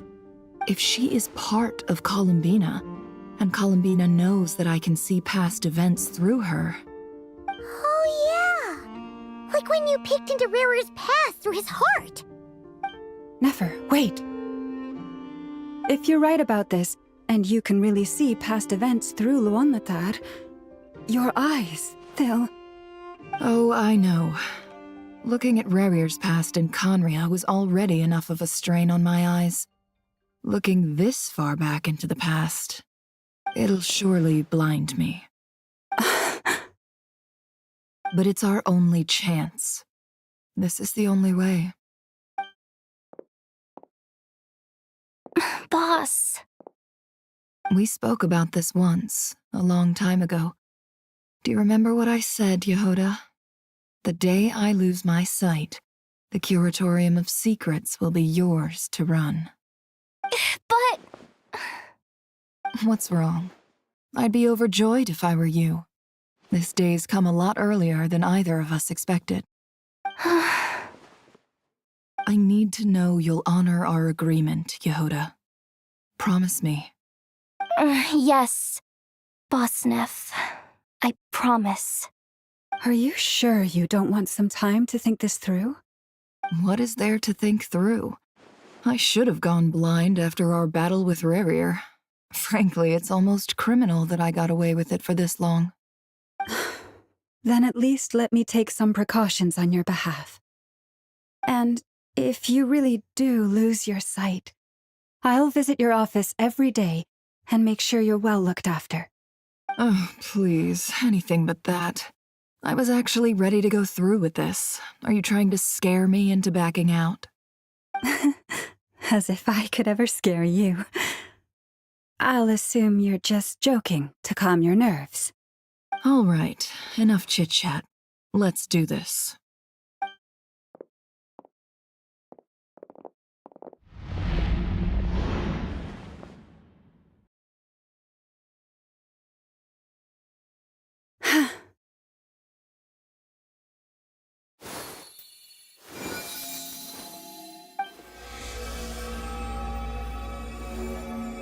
All done.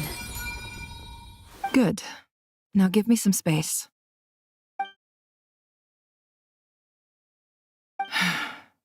Come on then, little one. Show me what happened in the past.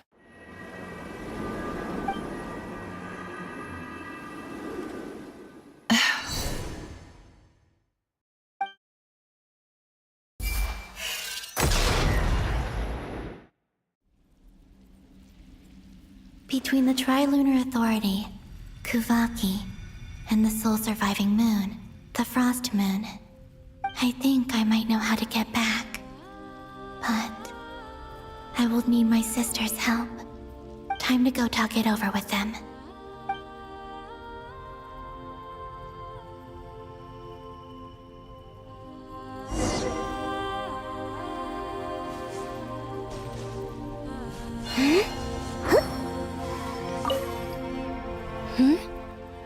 Have you decided what to do?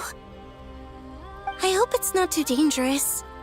You really scared me when you said that thing about not leaving here alive. Come on, let's go find the other two.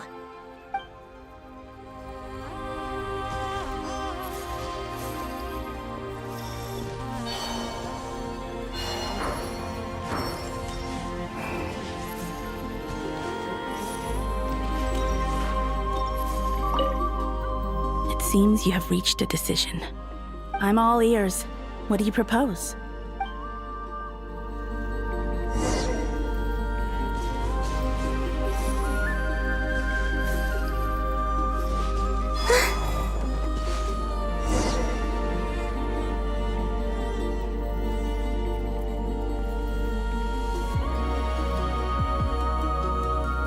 Have you figured it out, Columbina? Tell us, how do you plan to leave this place? I intend to die here, in this moment, and then be reborn in the future with the help of my friends. What? What are you saying? How can the dead be reborn? And how will you inform these future friends of your plans? You can't exactly leave oracles. Nothing can escape this place.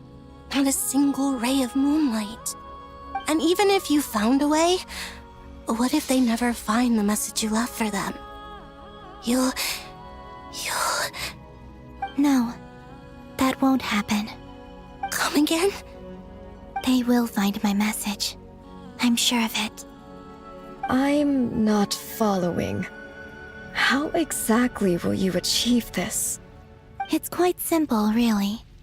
First, I will leave my soul here.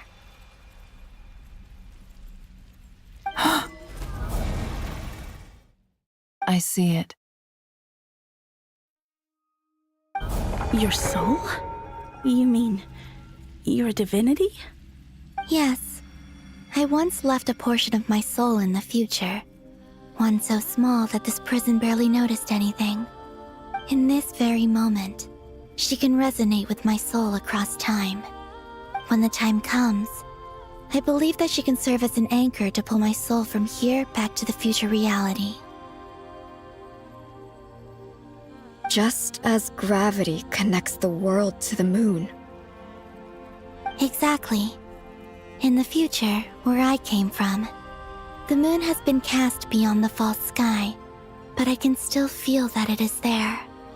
In a similar way, I can feel a connection to the soul fragment I left behind even now. My friends can use it to detect my presence. But how do you just leave your soul here? Is that even possible? On my way here, I met an ordinary mortal who entered this place long before I did. Her body is long gone, but her soul remains. And before that, I encountered an old enemy whose entire soul survives here intact, while the power that once corrupted his body has faded away. So, perhaps this space is specifically designed to imprison divinity and authority, but not the physical body. Still, even if your body can escape, would it not just be a lifeless husk without the soul inside? Wait, is that what you meant when you said you wouldn't leave alive? Yes. I shall turn my body into moonlight and pour it over Krai. That power shall protect the land and quietly blend into it, awaiting my soul's return in the future. However, I cannot do this on my strength alone. I would need your help to do this, so I'm humbly asking for your assistance. Oh, dear sister, you need not be so formal. As I said before, we are but remnants of a bygone age. You, on the other hand, were born alone in that distant future, and you have walked a long and lonesome road since then. How could I bear to let your story end here in this dungeon? Don't forget, we are your sisters, your family.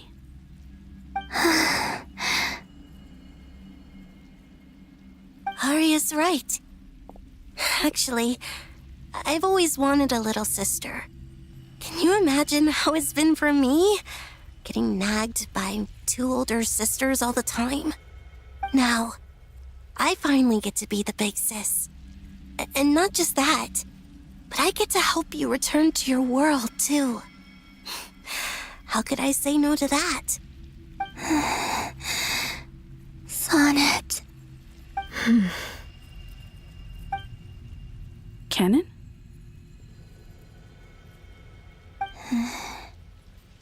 I'm sorry. I know this is a bold request. The Frost Moon is rightfully yours, and it remains intact. Oh, no, please, don't misunderstand me, Columbina. I was just thinking back on the years that the three of us once spent together. You cannot imagine how happy I am to hear of the future world you describe. The Frost Moon Scions, your lovely, kindly friends.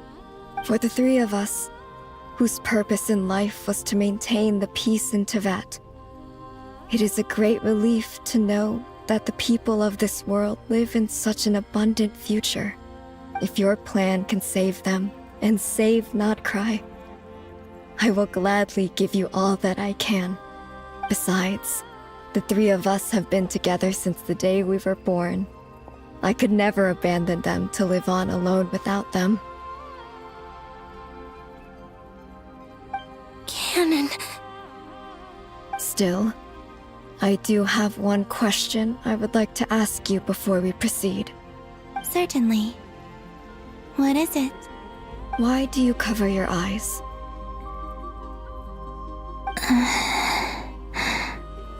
Yeah, I was curious about that too. But it seemed personal, so I didn't want to intrude.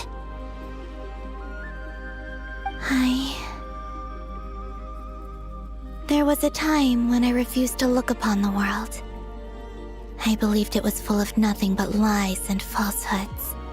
I wished to hide my feelings, seal my heart, until I could return to my true home. I see. Perhaps that decision saved you from ever having to see the false sky again. But at the same time, you likely missed out on many true and precious things, like the smiles on your friends' faces. Promise me this, Columbina. When you return to the future, open your eyes, take a look at the world around you, and see your friends. I'm sure that you know this already, given that you long to return, but that is your true home. Give me your hand, Columbina. Arya, Sonnet, you too. Okay. All right.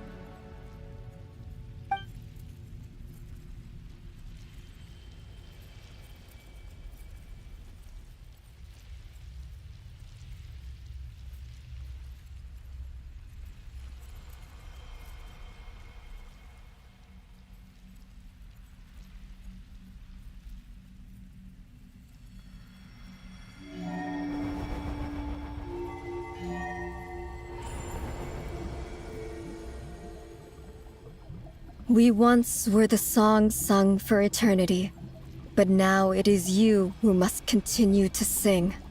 We once were the tides in the great river of time, but now we subside, and you arise. We were the messengers of madness and inspiration. But now, the lies have faded, and your truth must endure. We are souls awaiting the sun. You must return to be with those who smile when they see your face.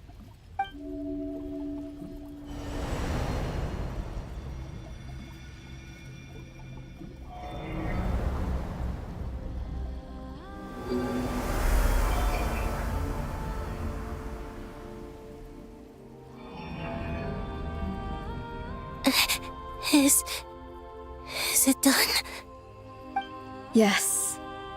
We have transferred the authority over all 3 moons to Columbina Hyposelenia.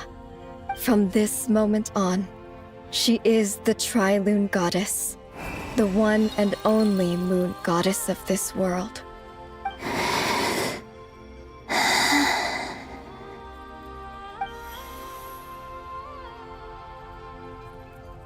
Thank you. Thank you, my sisters. Now go. And do what you believe is right, Columbina Hyposelenia. Be aware that we cannot grant you the power of the three moons beyond these prison walls. The conflict that arose over their remains following our disappearance will still take place. I understand. Sisters, oh, my body. It feels...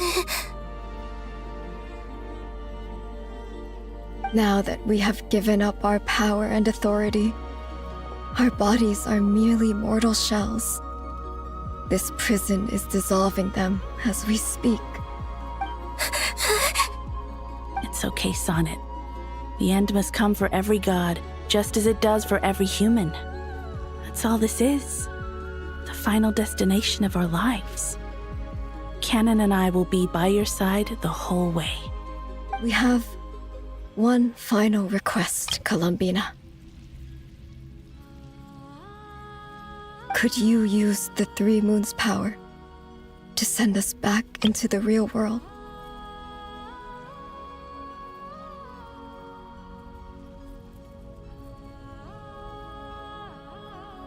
Now that we have lost our powers, I doubt this space will seek to hold us further.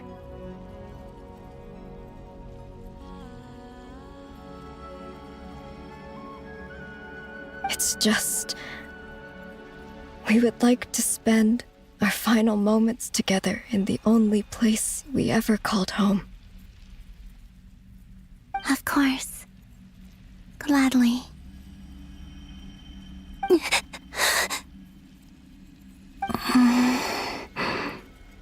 Sonnet. Yes. Don't... I wish I could tell her not to give in to the abyss. Not to be afraid. But is this really what I should say at this moment? Don't forget. I'm so glad to have a big sister like you.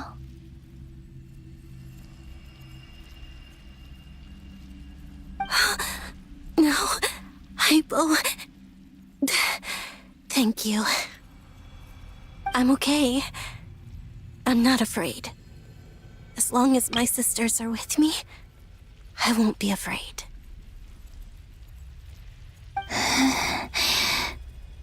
It looks like this is goodbye, sisters.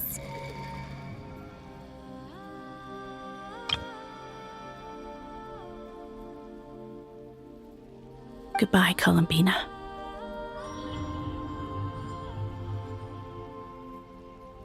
Take care of this world in our stead.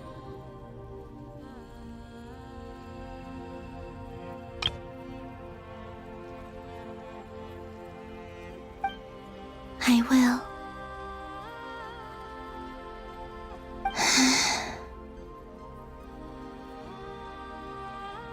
And now, it's time for me to bid farewell to my body, too. May it become the moonlight that keeps Nod Krai company through the long years ahead. So this is why Nod Krai was not always home to Kuvaki. It only appeared after I poured my body out upon this land, and only this land. Kuvaki responds to me because it is me, my body, answering the call of my soul. And the golden energy I've encountered on my way here was, in fact, that very soul, which I am about to leave here to guide me. O power Triloon, eternal moonlight. I, Columbina Hyposelenia, lay aside my body. Let it be cast into the dark night to illuminate the future. May it be a companion to all who dwell beneath the moon.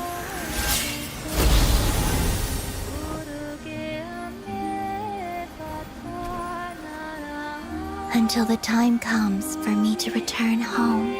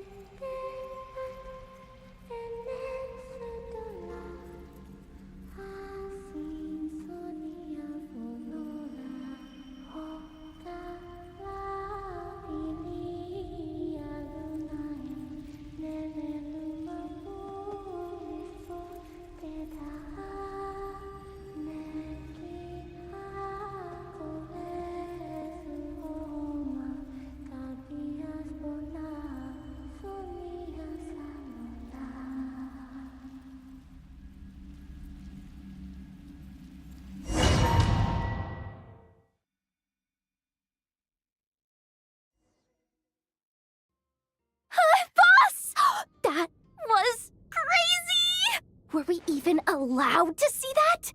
Is anyone? Can you still see? How many fingers am I holding up? I see 2 fingers, and a look of sheer terror on your face. Truly astounding, Miss Nefer. Your eyes have glimpsed the very ends of the world, and yet they remain as sharp as ever. Or is the credit for this miracle due to Miss Lauma? It seems that even time itself is no match for your medical skills. Surely you jest, Mr. Flint. I suspect we have Columbina to thank. She must have realized the immense toll that the ritual would take and purposely set aside some of her power in the past to protect Nefer's eyes when this moment arrived. There is always a great price to pay for witnessing the truth, but it seems that this time, Columbina has shouldered that burden on our behalf. She chose the perfect method of getting a message to us. Though her eyes were always shut, she was clearly so perceptive. She knows us well. She knew exactly how we would think and what we would try. Despite being separated by time and space, we're seeing the same possibilities and seizing the same opportunities. We still don't even know if she's okay right now. But as long as there's a chance we can do something, we'll fight to make it happen. We'll get you back somehow, Columbina.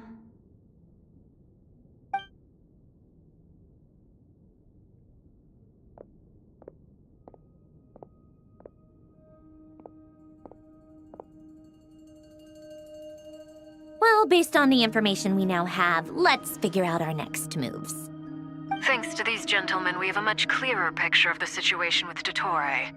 The civilian population has been moved to safety, so we no longer need to hold back. Miss Androne, how are the calculations going? So far, so good. I'll keep seeing how far I can push the system, though. Can't have Hatman being powered down for nothing. There's still a long road ahead. Where should we begin?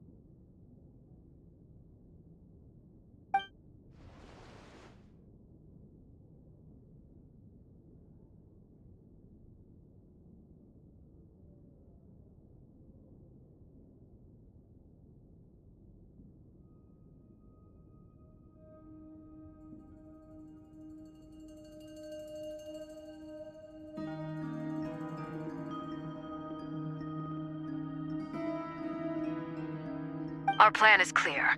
Time is short, so let's get moving. There's just never enough time, is there? Time is the bane of my existence. Ugh. Anyway, I'm gonna get back to work. All right, we'll do our part too. Yeah.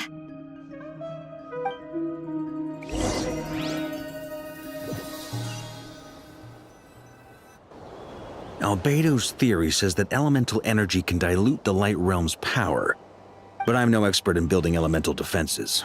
Sounds like something out of the advanced elemental theory section of the library. Whew.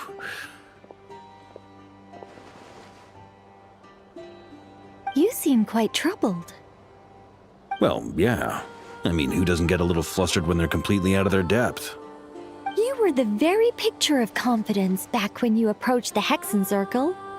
Yeah, I could have been faking it through that whole meeting for all you know. Who's to say I'm not just a ball of nerves in a charming and gregarious package? Oh gosh, really? I'm so sorry. I had no idea.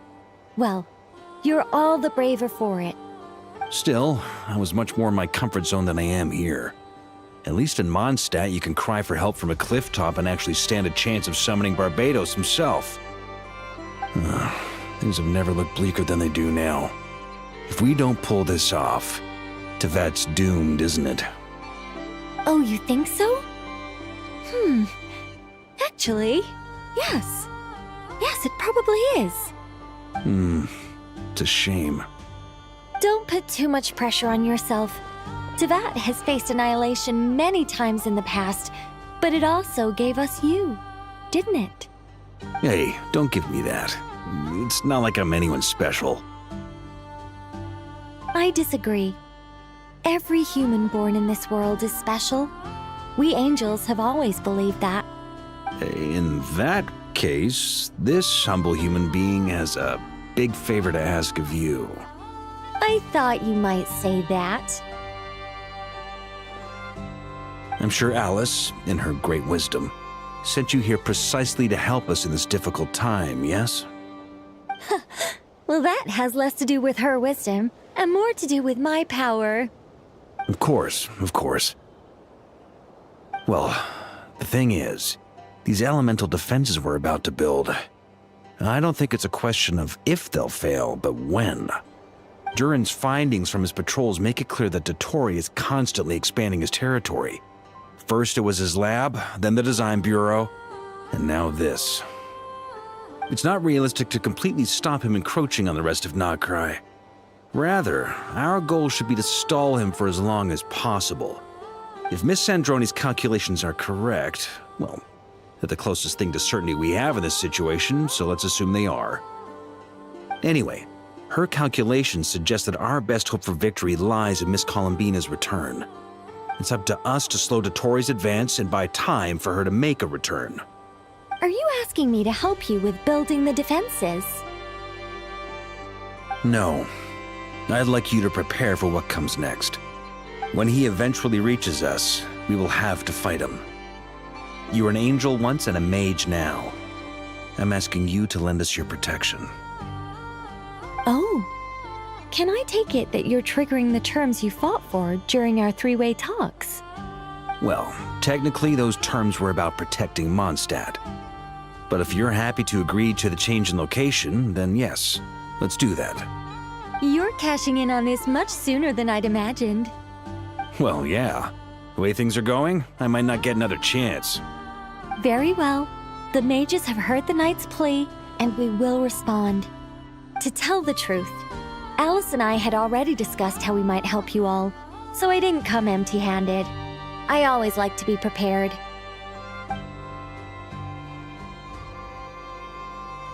This is... wow. Yeah. This is great. Seriously, thank you. It's been many long years since I had a chance to dazzle humanity with a little divine intervention. To humbly serve as a reliable and responsible guide. Anyway, Knight of Boreas, please accept this gift in recognition of your great virtue. Go now. May the angel's blessing deliver you safely to your destination.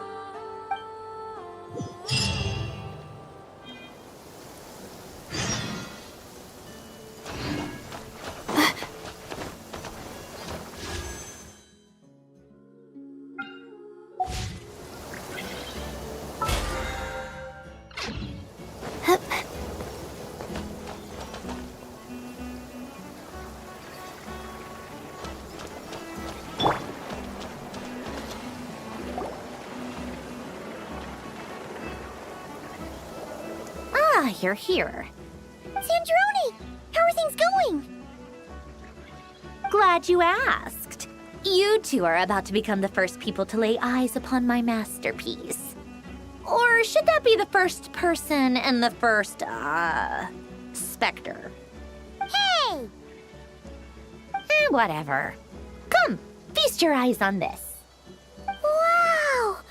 We've never seen something like this before! This meter displays the progress of my formula. Currently, it's still making the most important connections. Once it's finished running, I'll deliver it right to your side. And then, we can finally bring Columbina back. What do you mean, deliver it? Can't you just tell us over the Dodo communication device? It'll just be some numbers, right? Ugh, you're such a greenhorn. This isn't the kind of formula you solve in math class. It's a highly complex algorithm capable of constructing a framework of rules. Ugh, whatever. We'll be here all day if I start trying to explain it. All you need to know is the formula must be completed before we can bring Columbina back. I'll share the data with you. Nicole's agreed to let me use her information channel, so we just need to use the Dodo communication device like so. And there. Now you can check in on my progress. Wow! Look at that! You're amazing, Sandrone. About time you recognized my genius. Took you long enough. Anyway, that's all for me. You should check on the others if you have time. Make sure we don't have any weak links in the chain. That might sound harsh to you, but close supervision is a common practice in a Fatui. Not looking to catch anyone out. I just care about everything going smoothly. That's all. I'm kinda stuck here while the formula's running, so I need you to be my second pair of eyes in the meantime.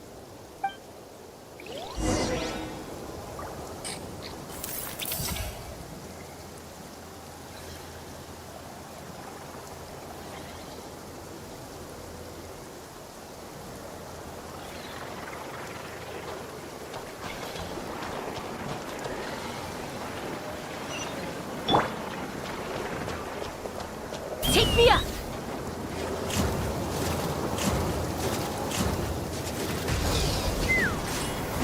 Yeah!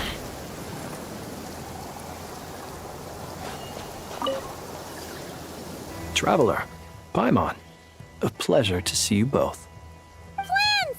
How's everything coming along? Fairly well, if I do say so myself. Personally, I am ready to confront Dottore head-on. Ooh, you sound much more serious than usual. To be honest, I am not usually fond of exercising my full strength. For one thing, it's hardly conducive to maintaining a low profile. Besides, I believe one should have the right to choose when to show their hand. I am conserving my strength until the moment of battle is upon us. Anything to boost our chances of victory. Seeing you get into the zone like this really puts Paimon at ease. Huh, Traveler?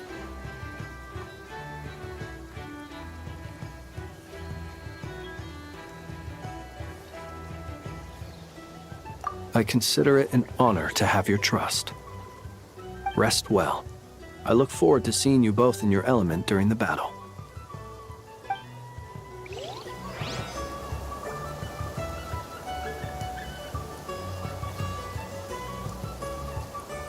Rest well.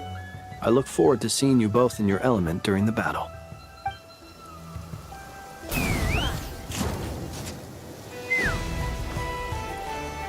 Thankfully, Miss Nicole has come to our aid. Nasha Town is now looking very well defended. Golden Flame. Yes, that's Nicole's power, all right. Based on the latest message from Grandmaster Varka, it sounds like they've reached an agreement. The situation should be more stable with her assistance. Everyone will have at least some degree of protection. Albedo! Durin! Hello there, you two. Are you well rested? That's good to hear. As per the plan, Albedo and I will be in charge of Nasha Town. As Dottore's energy field expands, it's creeping ever closer in that direction. But we will do our best to hold our position. We fought side by side many times before, and always with great success. I believe this time will be no different. So don't worry about us. Focus on fighting Dottore.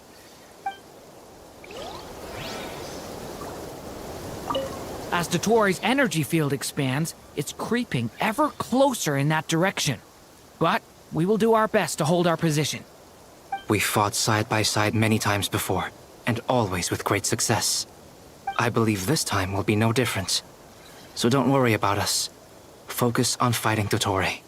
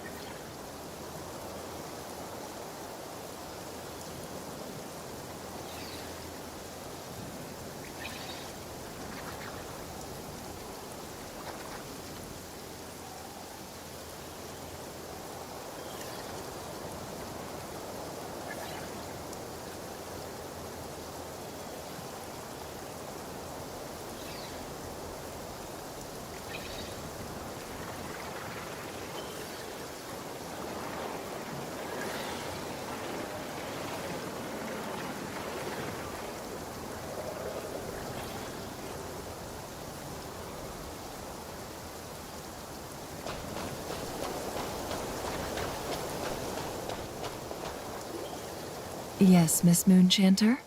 What are you staring at? You always address me in the strangest ways. Lady Moonchanter 1 minute, Miss Moonchanter the next. Yes, and? Are either of those incorrect? Not as such. It's just that I simply call you Nefer nowadays. Uh-huh. That's my name. What's your point? The point is I don't add any honorifics or titles. Meaning what? That maybe we're on friendlier terms now than we used to be. Is that how you see it? And I thought I was the one with eye damage. Never! Wilma! Paimon, traveler.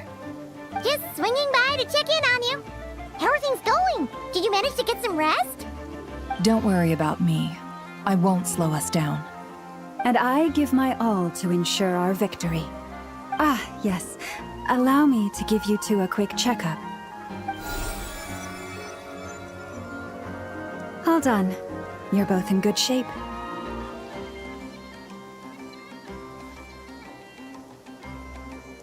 You're welcome. You'll have your work cut out for you in this battle against Dottore, so make sure to get some rest in first. Paimon will keep an eye on her. Don't you worry. I'm glad to hear it. Take good care of yourself, too, Paimon. Sure thing.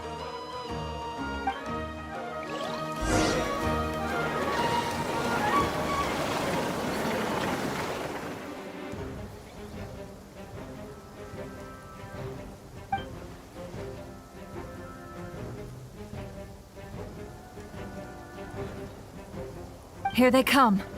That's quite a horde. As we expected. Get ready, everyone! Take your positions and prepare to engage. Let's begin. I'm at the ready.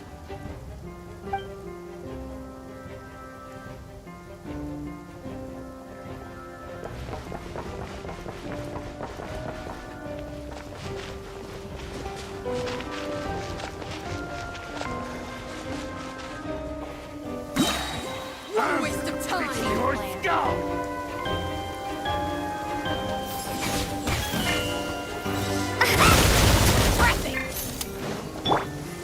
Be silent.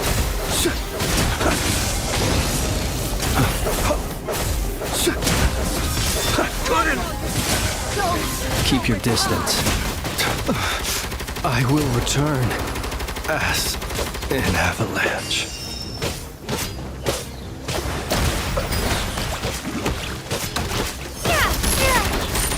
This is not the...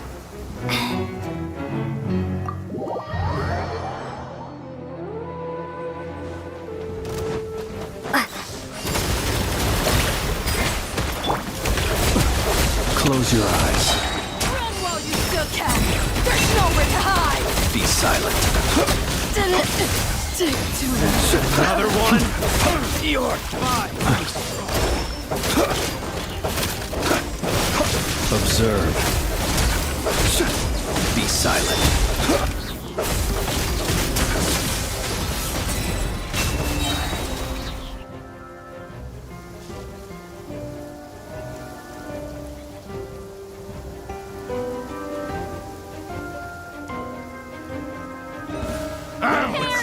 Your skull!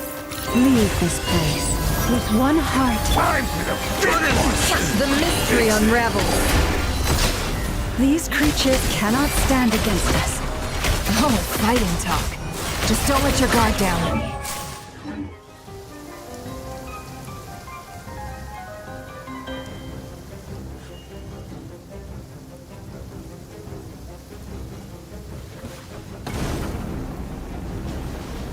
Moment of birth!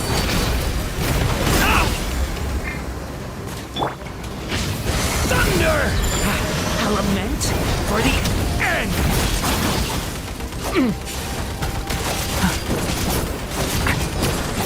That was easier than I thought. Naturally. What do you mean? Is it because as created beings go, we're of a higher level than them? Very...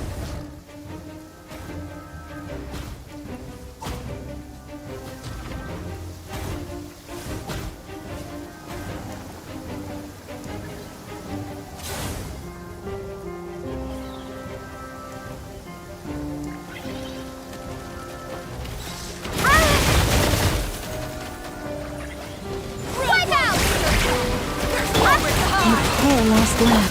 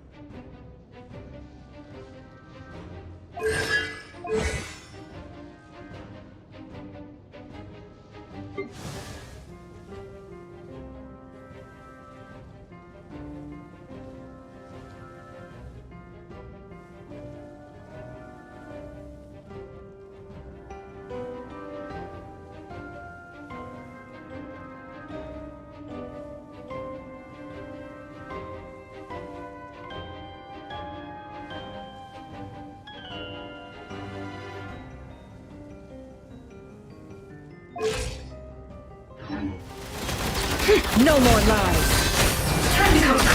People have always used fire to drive away wild beasts. Wouldn't a lantern work just as well? You read my mind, my dear friend. I was just about to say that. All right then, dear friend. Bring the light.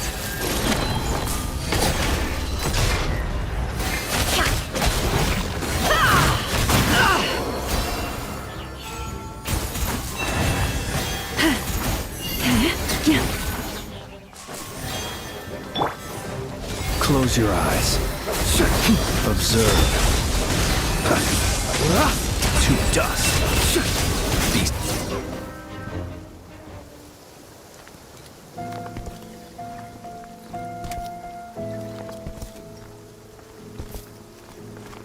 You're looking well. I trust you've had a good couple of days. Dottore. It's actually a good thing, in my view. If the subjects of my experiment were to die prematurely, it would throw quite a wrench in the works. And so, I must thank you all for your resilience. We are no longer on the same level, but you are nonetheless worthy of my respect. A creator god should be merciful and gracious after all. And in any case, it is only right that before I end your lives, the world is informed of the arrival of their new god.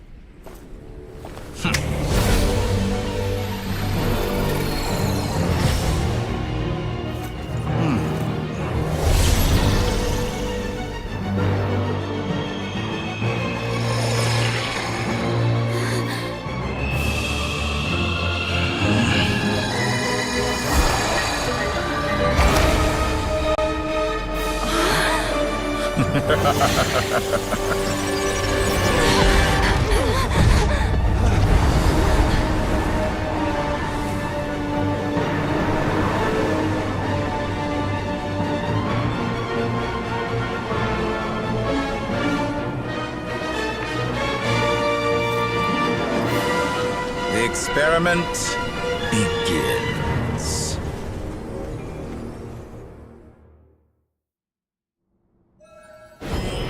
With the marrow of the three moons in my hand, behold the false moons fall!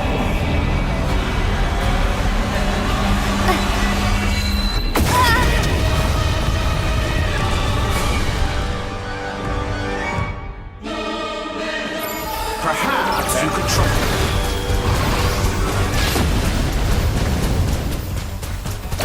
Be shackled. Found. Moon's remnants.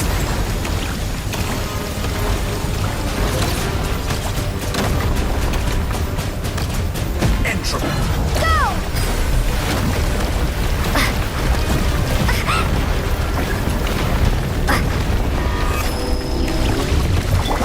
Leave this place. Observe. It all adds up. That's more like it. Some results of valor. First, like an ant in my palm. Oh.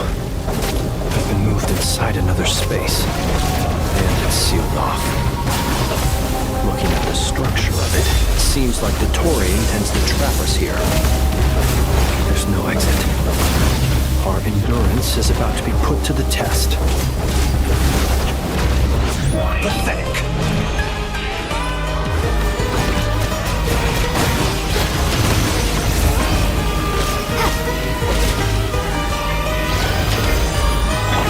Can't hide the truth.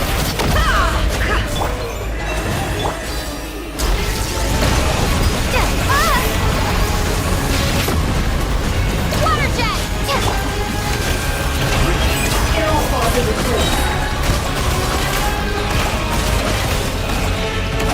The mystery unravels. Did you honestly think that would hit me? Entropy bends to me.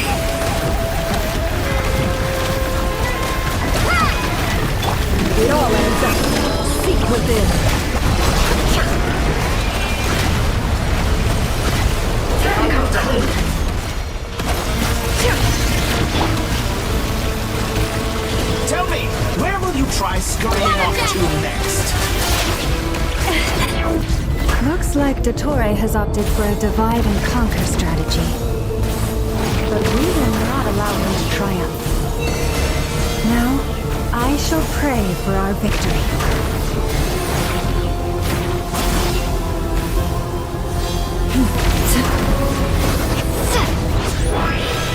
With the marrow of the three moons in my hand, behold the false laws fall!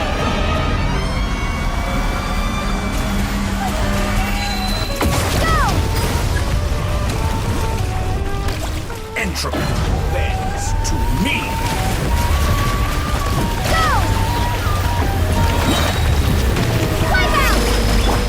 Can't hide the truth. Fall to the truth. Be shackled. The deception ends here. Time to come clean. Good. Keep it up. I'm still...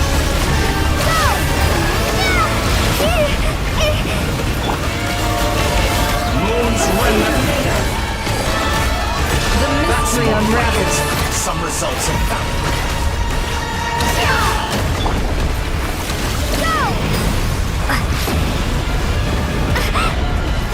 Down.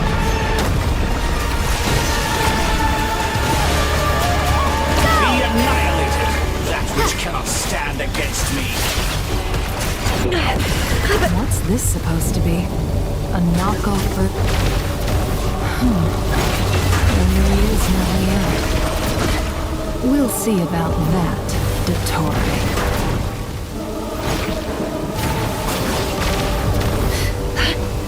Can't hide the truth. Admire, I have not intended to take your teammates from you. But you have a choice. Obey, and I can release them. An excellent deal, if you ask me. Won't you consider it? Pathetic.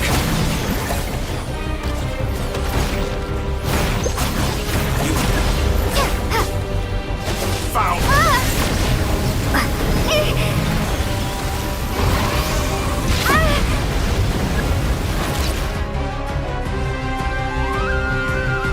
I'm aware you've been working on some little tricks to surprise me with, but it appears that none of them have come to fruition.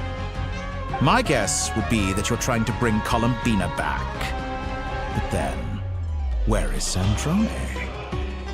Or are you trying to buy time for her? I always found their friendship to be a curious phenomenon. Two highly incongruent personalities, and yet they share a deep connection. Speaking of Columbina, I once saw her as like a younger sister. We got along quite amicably while she was with the Fatui. But then one day she suddenly decided she would refuse to take part in any further experiments. To this day, I truly don't understand what I could have done to upset her so much. It's such a pity. I could have had a sister, a family. But alas, she grew to dislike me. You're not fit to be family to her. That I can't deny. So many people, all obsessed with playing out the same tired old dramas. This world is rotten to the core. And then there's you. You had every opportunity to reach the right conclusion. The thought of killing you off like this? But I maintain that I approached you in good faith, so I will offer you another chance. Will you work with me? You have until I count to 10 to make your choice. 1, 2, 3. Not in a million years.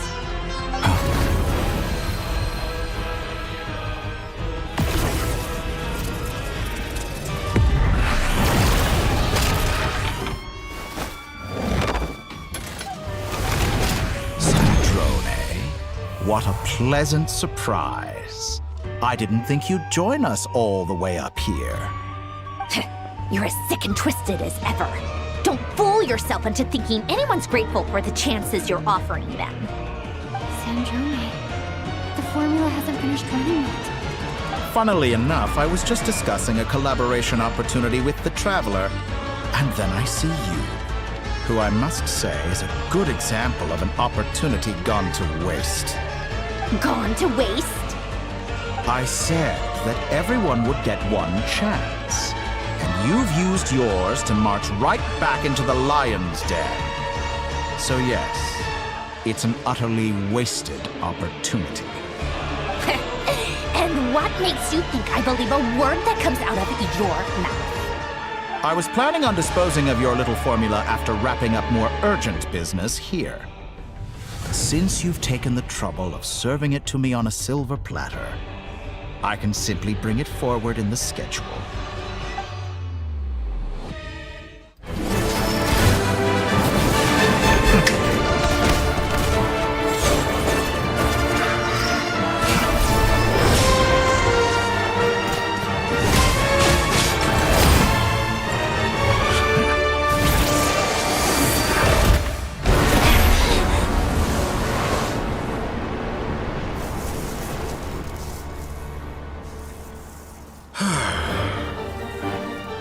Is this your life's work? This piece of trash?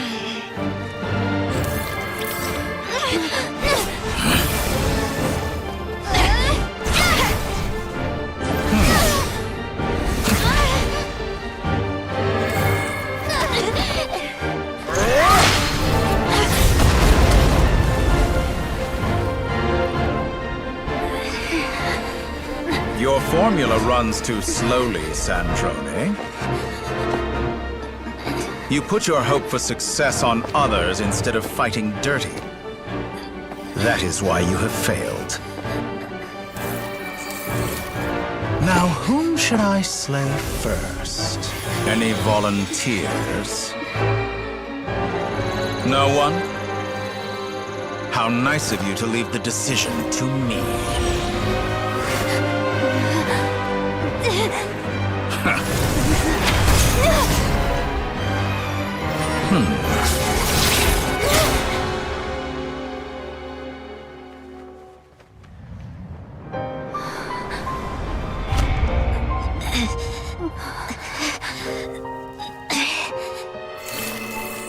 Oh, how unexpected.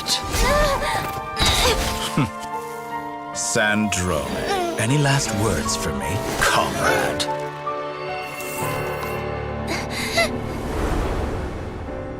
Is there anything you wish for? Not really. But I've always known what I don't want. Go to hell, Dottore.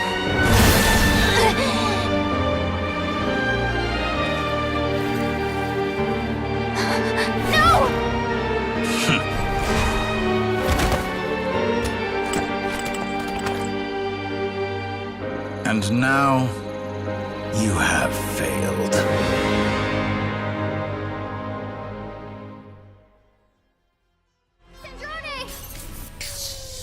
Now you see how fragile mechanical contraptions are. Just a gentle tap, and they fall to pieces. However keen of an inventor Sandrone may have been, her death spells the end of the formula that was running inside her body. Of course, I have to commend her for making it this far. As her colleague, I have to admire her stubborn tenacity. Now, it is time for you to take your place by my side. My count was interrupted, but the second chance I extended to you still stands. Once again, you are welcome to join me. By now, I'm sure you have gained a greater appreciation for the power and authority I wield. What is stopping you from embracing a new world of endless possibilities? Not in the mood to talk? As you wish. You seem less talkative than usual today. I'll change the topic to something more apropos. Sandrone was always like this, never trusting anyone. Always so reluctant to share her research with them. Objectively speaking, she had her strengths. It is remarkable how she extracted and even optimized the world formula from so much data. But her inability to trust was her undoing. Had she allowed someone else to monitor or run the formula for her, you might still have a chance at victory even now. But regrettably, she was a stubborn fool. As much as it pains me, she had to go. Dottore. Maybe this is news to you, but people can change. Columbina surprised you when she escaped, and I think Sandrone would surprise you too. Change? You can twist the truth however you want, but I see it clear as day. You're the one who can't trust other people. Is that how you see me? By this point, what can you hope to do about it?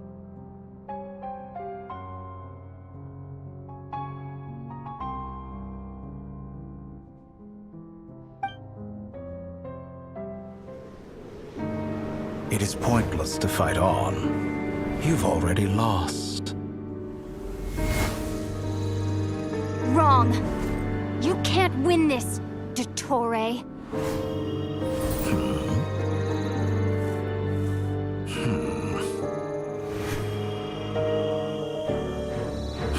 What?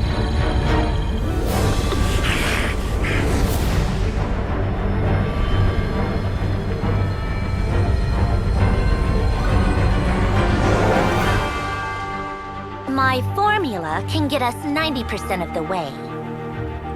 It will connect you to Columbina. Then, I will bring the formula's output to the Traveler's side.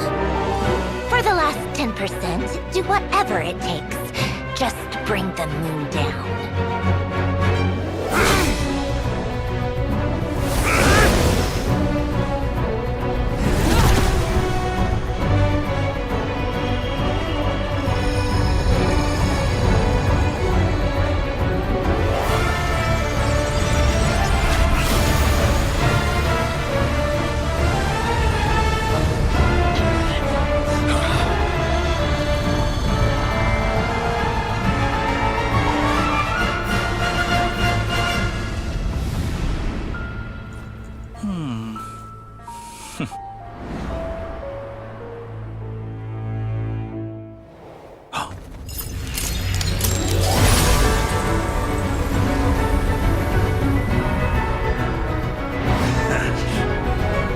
The moon will never be yours.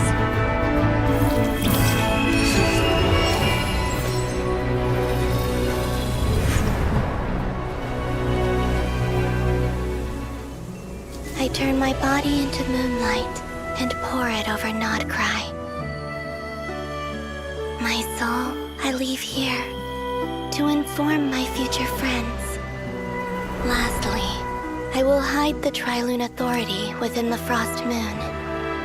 And when my body, soul, and authority are reunited, finally...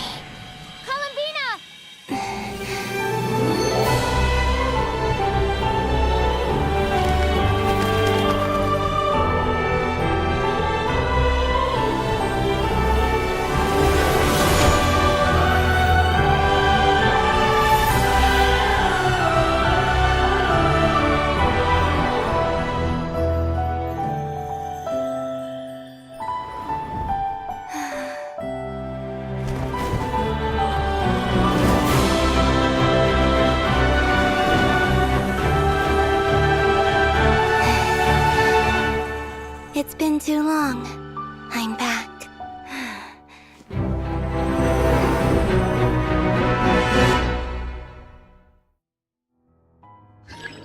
Stay focused on the battle, Traveler. What a touching reunion. Though I personally find myself repulsed by the sight of weaklings huddled together for war. Now, you're quite finished patting yourselves on the back. Show me how long you can struggle before you drown. Watch out, Columbina! You can manipulate space itself! I know. Wait for the right moment. We'll strike together. Moon's remnants fall!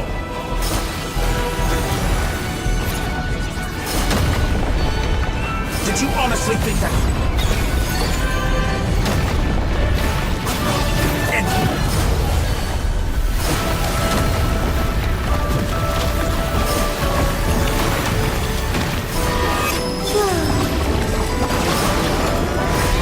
Such a simple attack, and you're already struggling. Bombs away! I'm fine.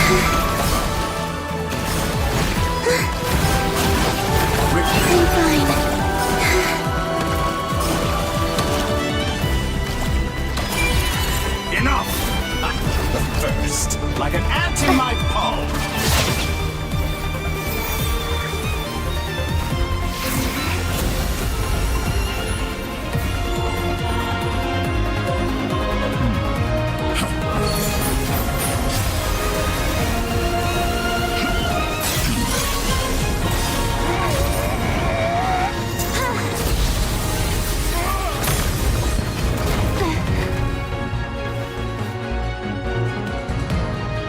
I grant you the new moon's blessing. The new moon shines upon you. I am growing weary of your stubborn... It's over, Dottore!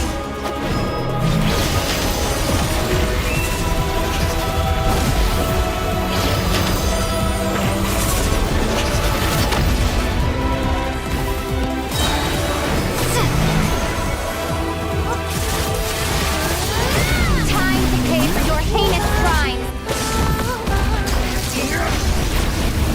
No longer must the world...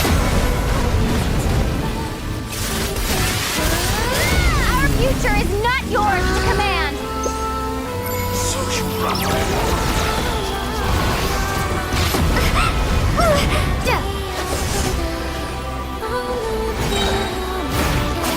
Let the moonlight dispel the darkness.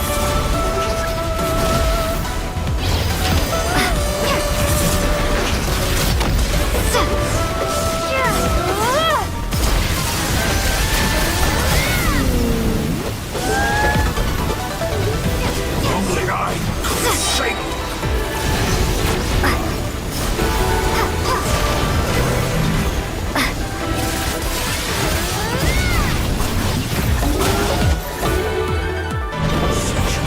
wallow in this rotten, decaying world!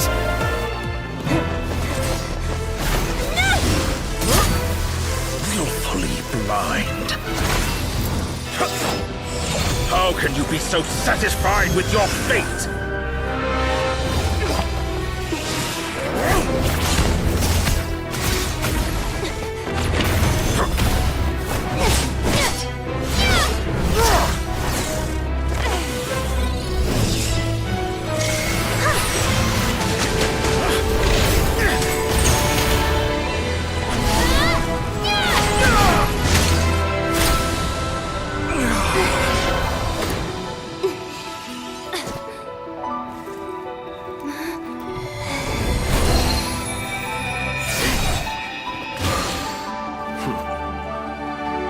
This battle was never about fate. It's about friends, family, and the home you stole from them. So dull. Only the weak rely on each other for comfort. You shall see. Once I transcend fate, you will be nothing but fodder for my grand experiment! That will never happen.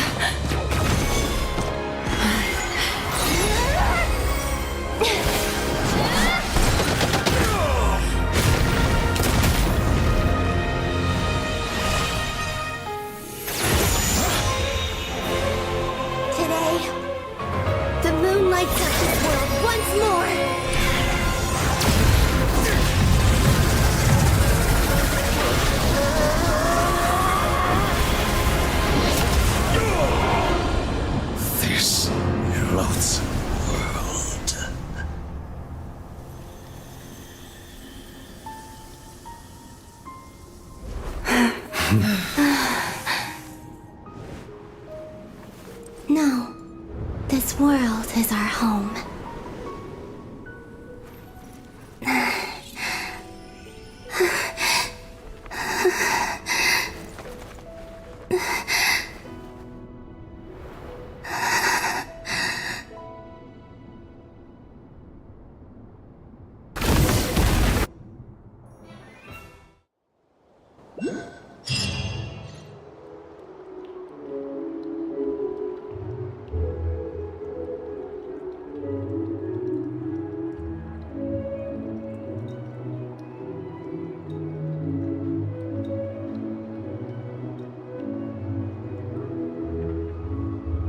No, you're doing it wrong. The moon looks like this now. What are you drawing, children? The new moon, Mom. It looks different than before, doesn't it? Also... Can I go buy a sugar sculpture today? Please? Just one? All right. I suppose today is a special day after all. Almost like a festival. Extra, extra! Get the latest Nasha Express here! Post-disaster report! Nasha Town reborn beneath a new moon! The voyage begins today! The future looks bright thanks to the League. Want a copy? I knew things would be different, but I didn't think that would include the moon. They say a new moon goddess has been born. A new moon goddess? Who's saying that? The Frost Moon Scions? I guess so. I'm not too clued up on the details. As far as I'm concerned, the moon's still in the sky and it's business as usual. Hey, since we've come all this way, shall we grab ourselves a free meal while we're here? Are you a convert now? Or are you just here for the free lunch? Oh, come on. What does it matter? After everything we've all just been through? That smells good. All right, that's it. I'm hungry. Time to eat. Come on! We gotta get there early, or there won't be any good spots left! Shh, keep it down. This is a residential area. What if people are still sleeping?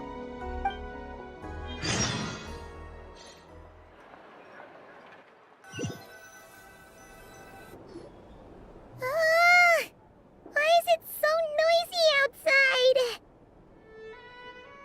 It's okay. Paimon was pretty much awake anyway. It's been so long since we last had a chance to relax, huh? Feels like time is moving slower than usual. What about you? Did you rest well? Still winding down from everything that's happened?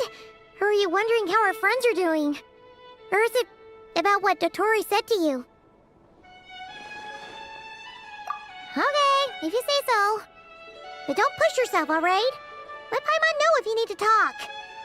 What we just went through was a lot. It's totally normal if you need some time to get back in your groove. Luanatar disappeared after Columbina came back. Apparently, she was part of Columbina's soul or something. Still, Paimon kind of misses Luanatar somehow. But anyway, you did great. So did Paimon. We all worked our butts off to contain this disaster, and in the end, we made it.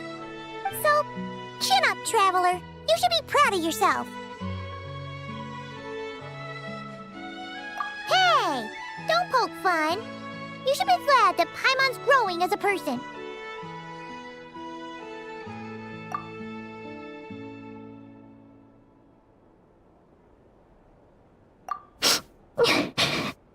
Paimon didn't think you'd mention it.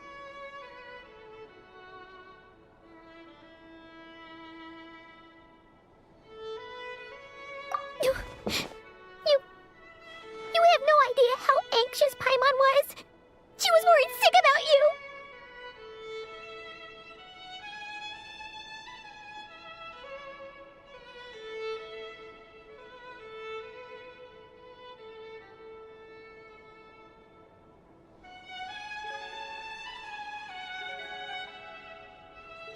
Well, if you really want to show Paimon you're sorry, you're gonna need to make it up to her. You better be ready to splash out on a lavish meal.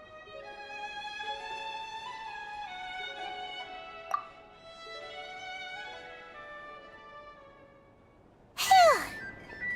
Okay. Paimon's full now. Huh? Oh, well...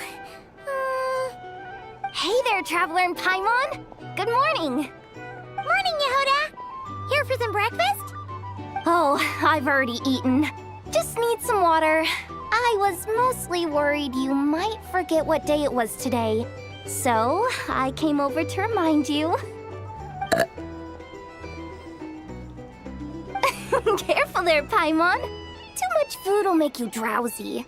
Don't let anyone catch you hiding at the back and nodding off during the League meeting.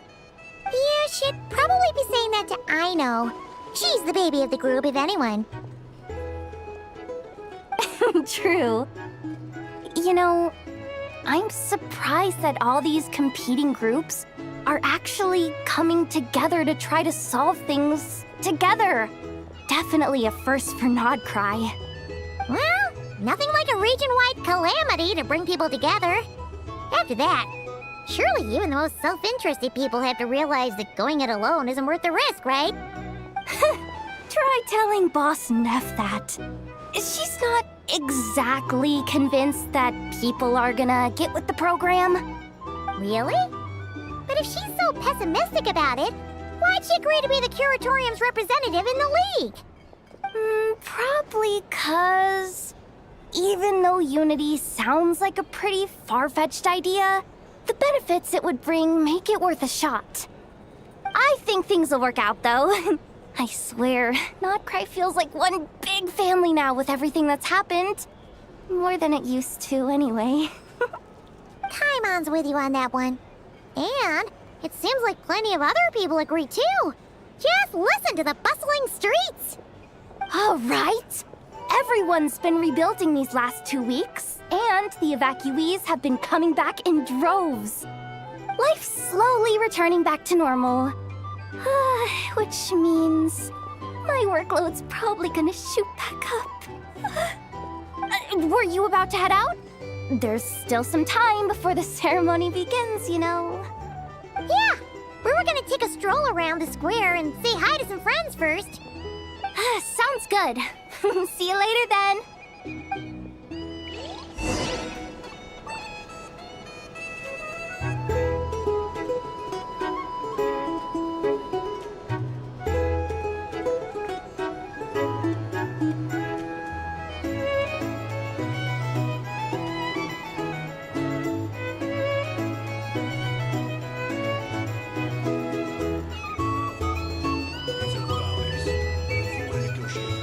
Our drink recommendations?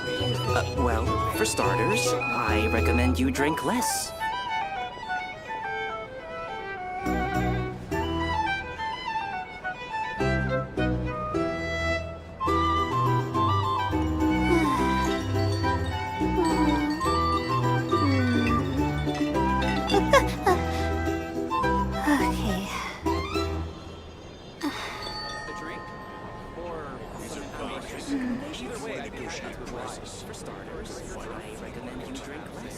Here's the thing. You can't live life without a little spice. My legs are so sore. Guess I must have been sleepwalking last night. Again. These are bounties. If you want to negotiate prices.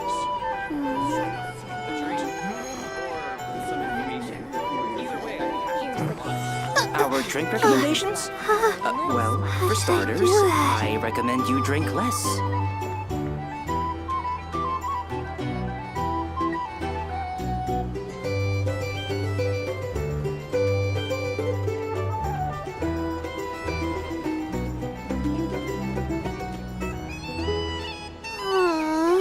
Why do I have to write so many papers? Why?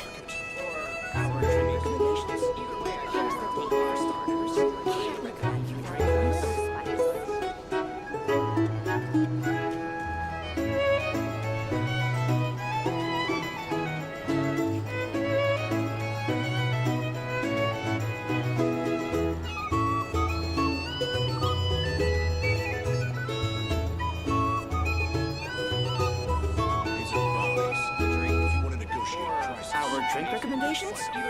Well, for starters, My legs are so sore. Guess I must have been sleepwalking last night. Again.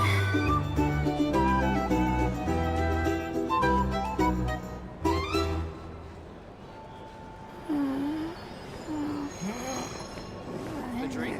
These are bars. Some information. How did I do that? Our drink recommendations? Well, for starters, I recommend you drink less. Here's the thing. You can't live life without a little spice.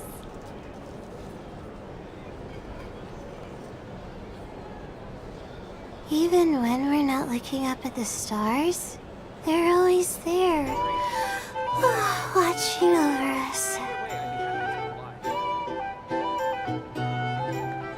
These are bounties. If you want to negotiate prices, you'll find a flea market. Here's the thing. You can't live Our drink recommendations? Well, for starters, I recommend you drink less. How did I do that?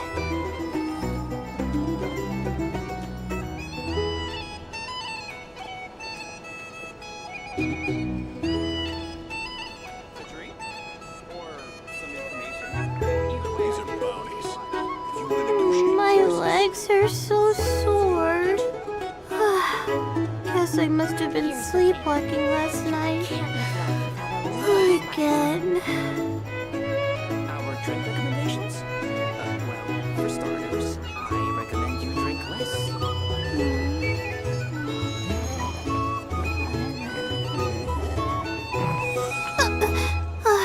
How did I do that? these are bounties. If you want to negotiate prices, you'll find a flea market. Here's the thing. You can't live life without a little spice. Our drink recommendations? Well, for starters, Why I recommend do I you have drink to write less. so many papers? Why?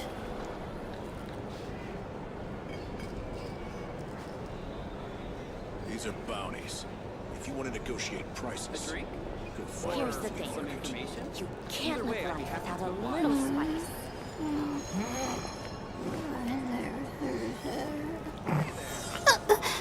Our drink recommendations? How did I Well, do for that? starters, I recommend you drink less.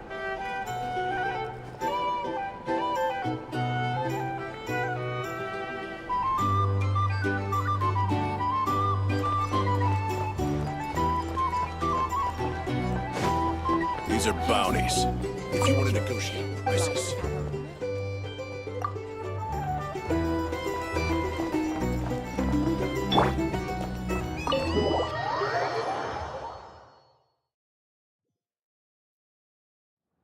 Please accept today's boon.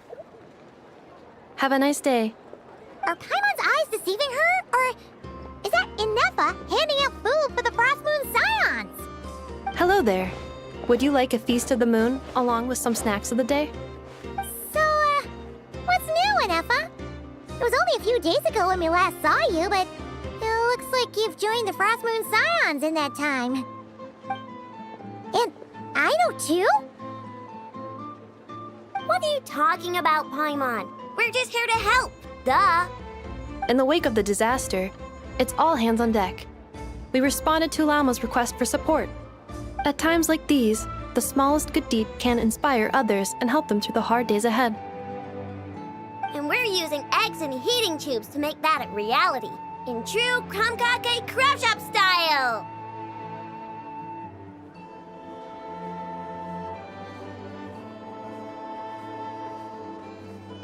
Inefa!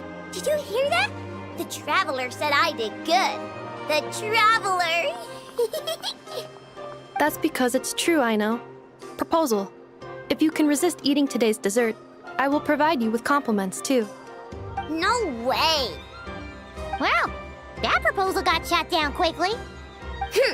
I need something to get me through the hard times too, you know. Mom! Yes, dear. Go right ahead. Excuse me. Could I Can I take a photo with the robot lady? She helped us get safely out of Krai, and she helped us get back home too. She's the best. Of course she is. And since I'm the whiz kid who built her, that makes me even better than best, right? But you stole my snacks, though. Oops. Shall we move to the open space near the center? The view there is better. Thank you! Aren't you the better pick for this job, Flint's? You underestimate yourself yet again, Master Ilua. Not at all. I rarely come by Nasha Town. I don't know any of the big shots here. All in good time. Socializing is a step-by-step journey. But you're much further ahead on that road, aren't you? You're not seeing the full picture. You know the truth now. My friends do not understand my habits. There is no question about it. The Lightkeepers need a representative in the League. Someone who is upright, cares about other people, and can realize their self-worth through group action. You say it like you wouldn't make the cut. I am most flattered that you think I would. Sigh a little less, Master Ilua, and have more faith in yourself. All the Lightkeepers agree that you're a very promising young man. That is precisely why Starshina and Nikita felt safe delegating such important work to you. I'm sure we all also agree that we would sooner die of dehydration than manage to wrangle anything out of you in a discussion. My apologies. I am not in the habit of bringing water with me when I go out. Whatever. I'll take the job. By the way, who else is part of this? Oh, it's quite the who's who of Krai. There's the Moon Chanter of the Frostmoon Scions, the boss of the Curatorium of Secrets, a representative of the Voynich Guild, and even someone from the adorable Krumkake craft shop. I'm sure you will find speaking with them to be a genuine pleasure. If you say so. I've never done this work before, so I'm honestly a little scared of making mistakes. But I'll do it. Not only is it our duty as Lightkeepers, but because I want to make Krai a more welcoming place. An admirable attitude to take. The beacons are lit, Ilua. We're but one step away from breaking through the blizzard. We have the chance to band together and build our shared homeland into an Elysium. This is unprecedented for Krai. An opportunity not to be missed. Yeah. You're right. I'll do my best. Quite a few familiar faces have arrived. Let's go, shall we?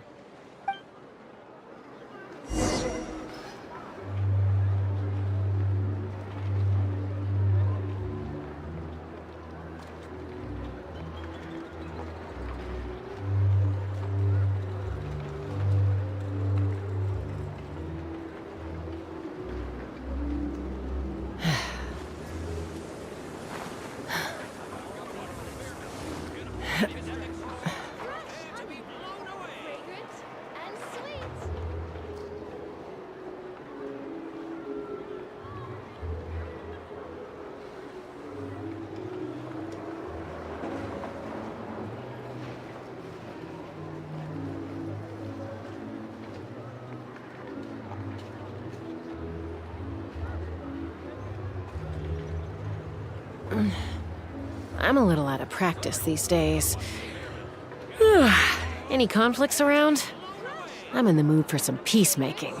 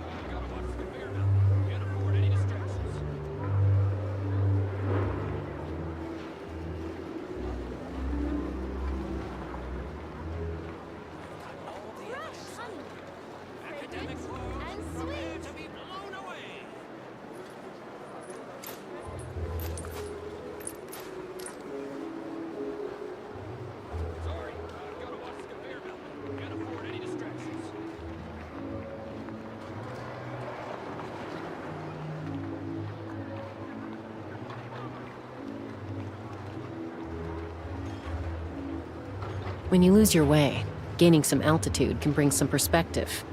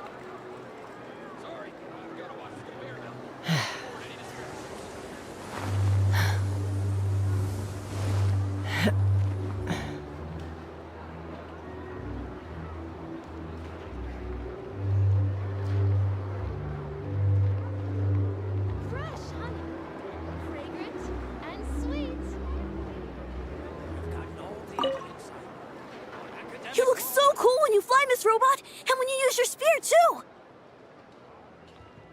And even though you took my snacks, it's pretty cool that you can build stuff like this. You've got so many inventions. It's amazing! Also... Micah, we need to go now. 1 second! Please take this Feast of the Moon, as well as some snacks. Share them with your mother and your lovely family.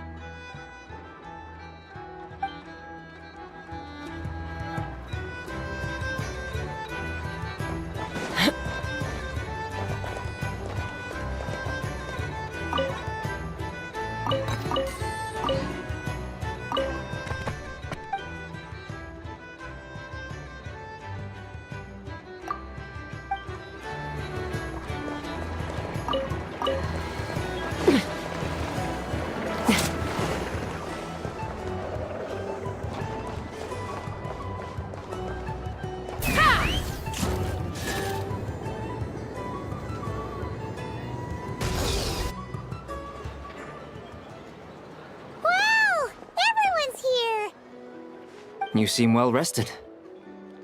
I know no one's asked, but I'm sure you all want to know, so let me just say, we're doing great. Thanks. Well, great, but not perfect. Starting to lose my mind from boredom. Can't drink a drop of alcohol while I'm waiting for my wounds to heal. I'm sure you had a sneaky swig or two. Wait, how'd you find out? I'm sure you must be missing Mondstadt after all these years away, Grandmaster. Yeah, you could say that again. Every time I get news from Mondstadt, it makes me want to go back and see the place for myself. Honestly, once things are wrapped up here, I think it'll be time to head back home. Hey, looks like someone's taking the stage. Can everyone see okay? Anyone need a boost? I'll just listen from the back. It's fine. You're taking this pretty seriously, huh, Durin? Well, it's not every day that I get the chance to see how people speak in official settings. Soak it up like a sponge. I'll make sure you get a chance to practice for yourself later down the line. Actually, I know just the thing. You can debrief the Knights of Favonius for me. Mr. Varka, are you forgetting that I'm not a Knight of Favonius? I can knight you. Any particular title you'd like? Is he joking? I really can't tell. You'll have to figure this one out for yourself. It'll be a good learning experience. It is my honor to host the opening ceremony for the League, and to have this opportunity to speak to you all in my capacity as Voynich Guild representative. Could this person also have been pushed onto the big stage by the real big shots? Guess I'm not the only one then. We come here today, having weathered the trials and hardships of yesterday, and having learned from them the importance of unity and cooperation. All right, here we go. Uh-oh, looks like Aino's off in Dreamland already. Wait, Boss is looking kinda drowsy too. What's up with her? Come on, get this speech over with already. Krai is our home, the land we rely on for survival. And as we chart a course for the future, may we persevere through the storms ahead as we sail towards a new era of prosperity, freedom, and hope.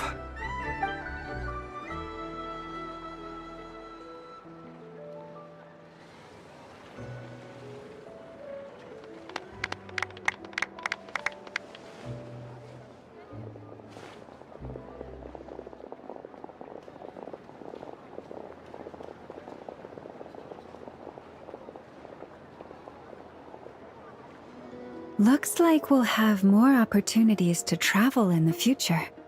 I'm sure you'll cope, Lady Moonchanter, given how fleet of foot you are. Unfortunately, I suspect I'll be too busy at the Curatorium to act as your host. We have a busy schedule, not to mention an international network of contacts to manage. It'll be all right. I'll just check your schedule with Yehoda well in advance.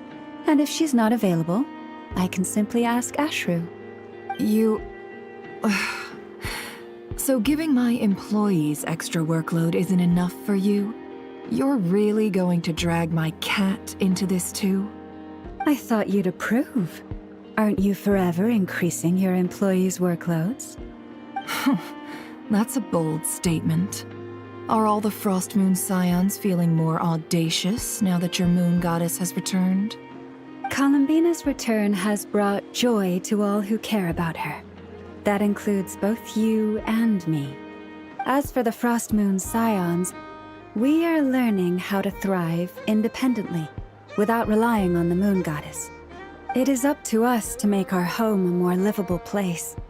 Joining the League is one of the steps we are trying towards that end. I like the word try. It's nice and non-committal. You can opt out at any time and still say you tried. You don't see a bright future for the Frost Moon Scions? Or did you mean the League? I'm just not as optimistic as you. The Frost Moon Scions should count themselves lucky that they have a leader as stubborn and enterprising as you. But Krai's a big place, with all kinds of people. Most of them don't enjoy answering to a leader, or even listening to reason. Well, that's where you and your methods come in. Unless the Curatorium of Secrets is only here for appearances. For now, yes. And that won't change until this venture becomes worth my while. What would make it worth your while? Getting out more than I put in. Right now, I'd barely break even, but I'll grant that it's a good start for Krai. Then maybe it's worth a try. All right, you can stop now. Or do I have to join the Frost Moon Scions before you'll get off my back? You'd be very welcome to join us. Hey, you two! Congrats on all your hard work! What are you chatting about? Nefer was trying to dissuade me from adding to her employees' workload. Also, she's considering joining the Frost Moon Scions. Sorry, what? Your conversations are always the most interesting.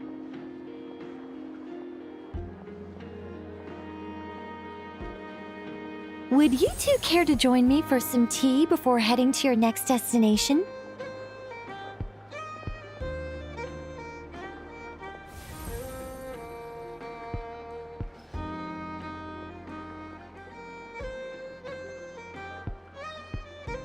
Nicole? Wait, where are you? Aren't you gonna show up today? Sadly not. I'm otherwise occupied right now. I'm sorry, Paimon. I can hear how disappointed you are. If it's any consolation, let me say that how things appear on the surface is a far cry from what they are at their core. Perhaps you'll feel better if you focus on the fact you have a special line of communication with the great mage herself. Okay? Has something happened? No, or not yet, anyway. Well, that's not ominous at all. Not for the time being. Just think of this as a general check-in to make sure this communication system is still running smoothly. Besides, it's good to chat once in a while if we want to maintain our friendship. You could've just said so. Paimon got all worked up for nothing. Still, the best friendships are built through face-to-face interaction, you know. It's never gonna stop being weird having tea with you when you're not there and just talking to thin air. All right, fair point. I'll bear that in mind for next time. Yeah. Any update on that crisis at the world's borders? Alice just informed me that they had their work cut out for them. And now everyone's thoroughly exhausted. But they did finally get things back under control. Still, we can't let our guard down yet. The disruption caused by this disaster has made Teyvat easier to detect from the outside universe. She plans to wait for things to stabilize, then reschedule her Mondstadt vacation plans. As for me, I agree with Hat Guy's perspective. This is a time when many new variables are emerging, and the situation is changing constantly. Plus, most of this change is for the worse. We have to remain vigilant and ensure that the embers of chaos are not rekindled. I did notice that the energy in Nodcry changed somewhat after the War of Funerary Flame, but since it was still aligned with the Light Realm, I never gave it a second thought. It looks like I'll have to examine the connections between phenomena I observe more closely in the future.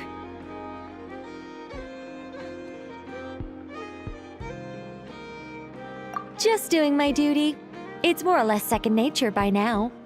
Of course. To give you the full picture, I'd have to start with the substance from which angels were formed. Never mind. Paimon's right. Showing off my knowledge would be much more satisfying in person. By the way, you did receive the gifts from the Hexen Circle, yes? I'm not trying to claim credit or anything, but my pride demands that I at least mention it. They're quite similar to the protective talisman that Alice gave Dory, but with some very special enhancements. Oh! So that's what kept our friends safe when Dotori trapped them.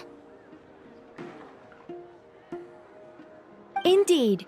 We went to great lengths to make sure they were invisible to his eyes. I'm so happy they came in handy. Still, not fishing for gratitude, by the way.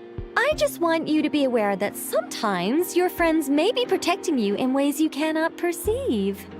Anyway, I'll contact you if anything else crops up. If not, you know what they say, no news is good news. Oh, my angelic instincts are tingling. They say you should head to the docks next. Your friends are about to board their ship home.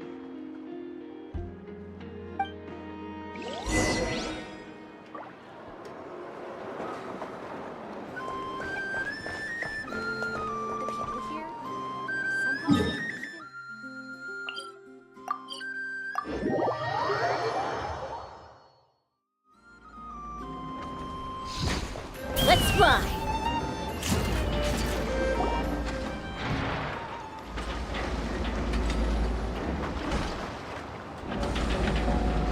You're here. You're here too, Hat Guy! Are you heading back together? No. I'm bound for Sumeru, and she for Fontaine. We just happened to cross paths at the harbor. Everything seems fine. Sandrone may have an abominable temper, but she's always been very responsible with important calculations, and things entrusted to her by valued friends. You always speak as if you know us inside out, Mr. Hat Guy. Maybe I'm just a good judge of character. I certainly hope that's all there is to it. Regardless, you have been a significant help in this matter. For that, you have my gratitude. I didn't do anything special. Sandrone's the one who completed a seemingly impossible formula and turned the tide of the entire battle, even giving her life in the process. She's the one we should be thanking. Even we were unaware that Sandrone had hidden the real formula inside Polonia's body. She managed to fool Dottore into thinking the formula was running in her system. by installing an identical-looking decoy within her. She probably realized that she didn't have the strength to stop Dottore. But this way, she could at least get him to lower his guard. She always worked like that. Always had a backup plan. Well, that's why I'm traveling to Fontaine. She made a request of me long ago, and the time has come to fulfill it. Think of it as her will. She said that should she ever fail in a mission, she'd like me to deliver her core and Polonia's to the Fontaine Research Institute. She also mentioned that she had made arrangements for people there to set her affairs in order. Some of her personal effects, such as her notes, were left to me. I've decided to take them back to the House of the Hearth, for safekeeping primarily, but also as mementos, I suppose.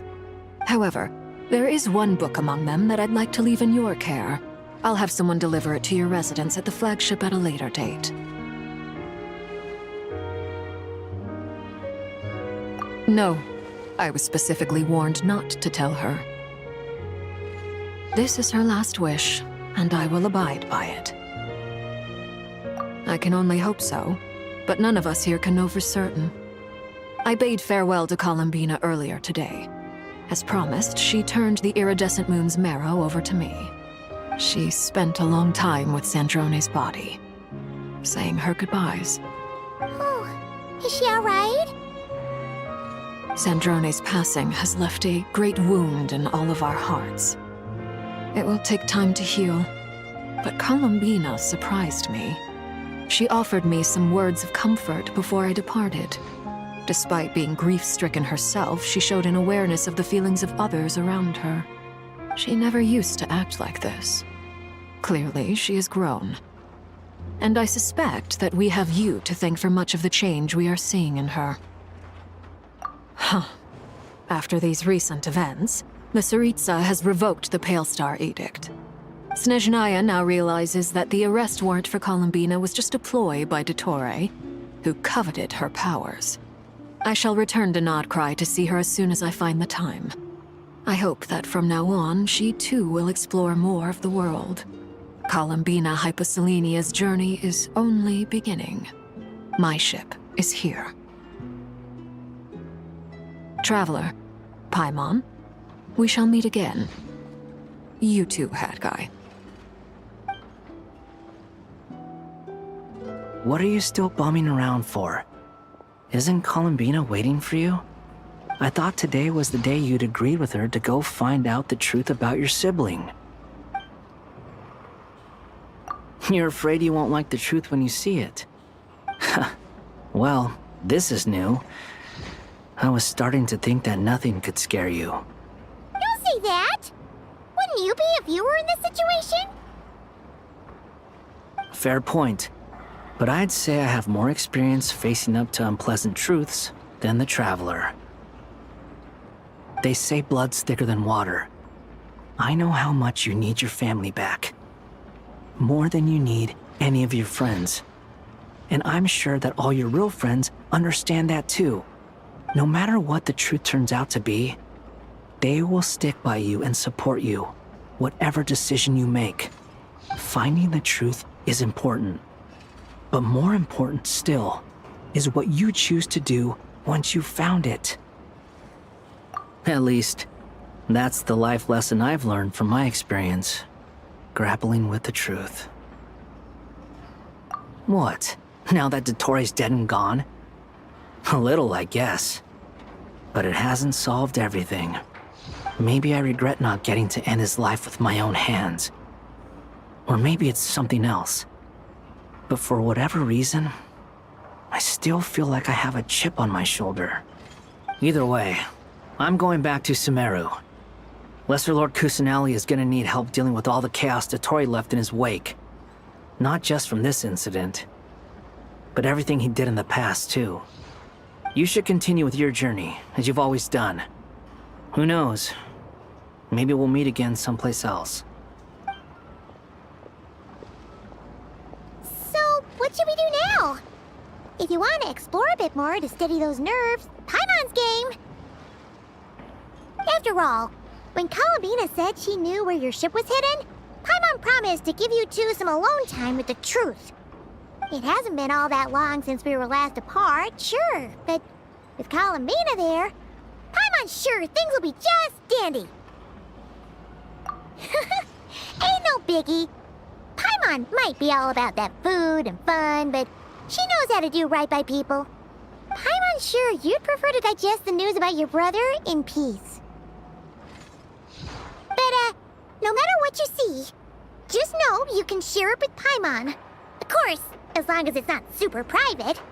If you can't make sense of something, let's give it some thought together. And even if we both can't figure it out, Paimon can at least treat you to a nice meal. Glad to hear it. Feel better now? Alrighty. Next up, time to meet with Columbina.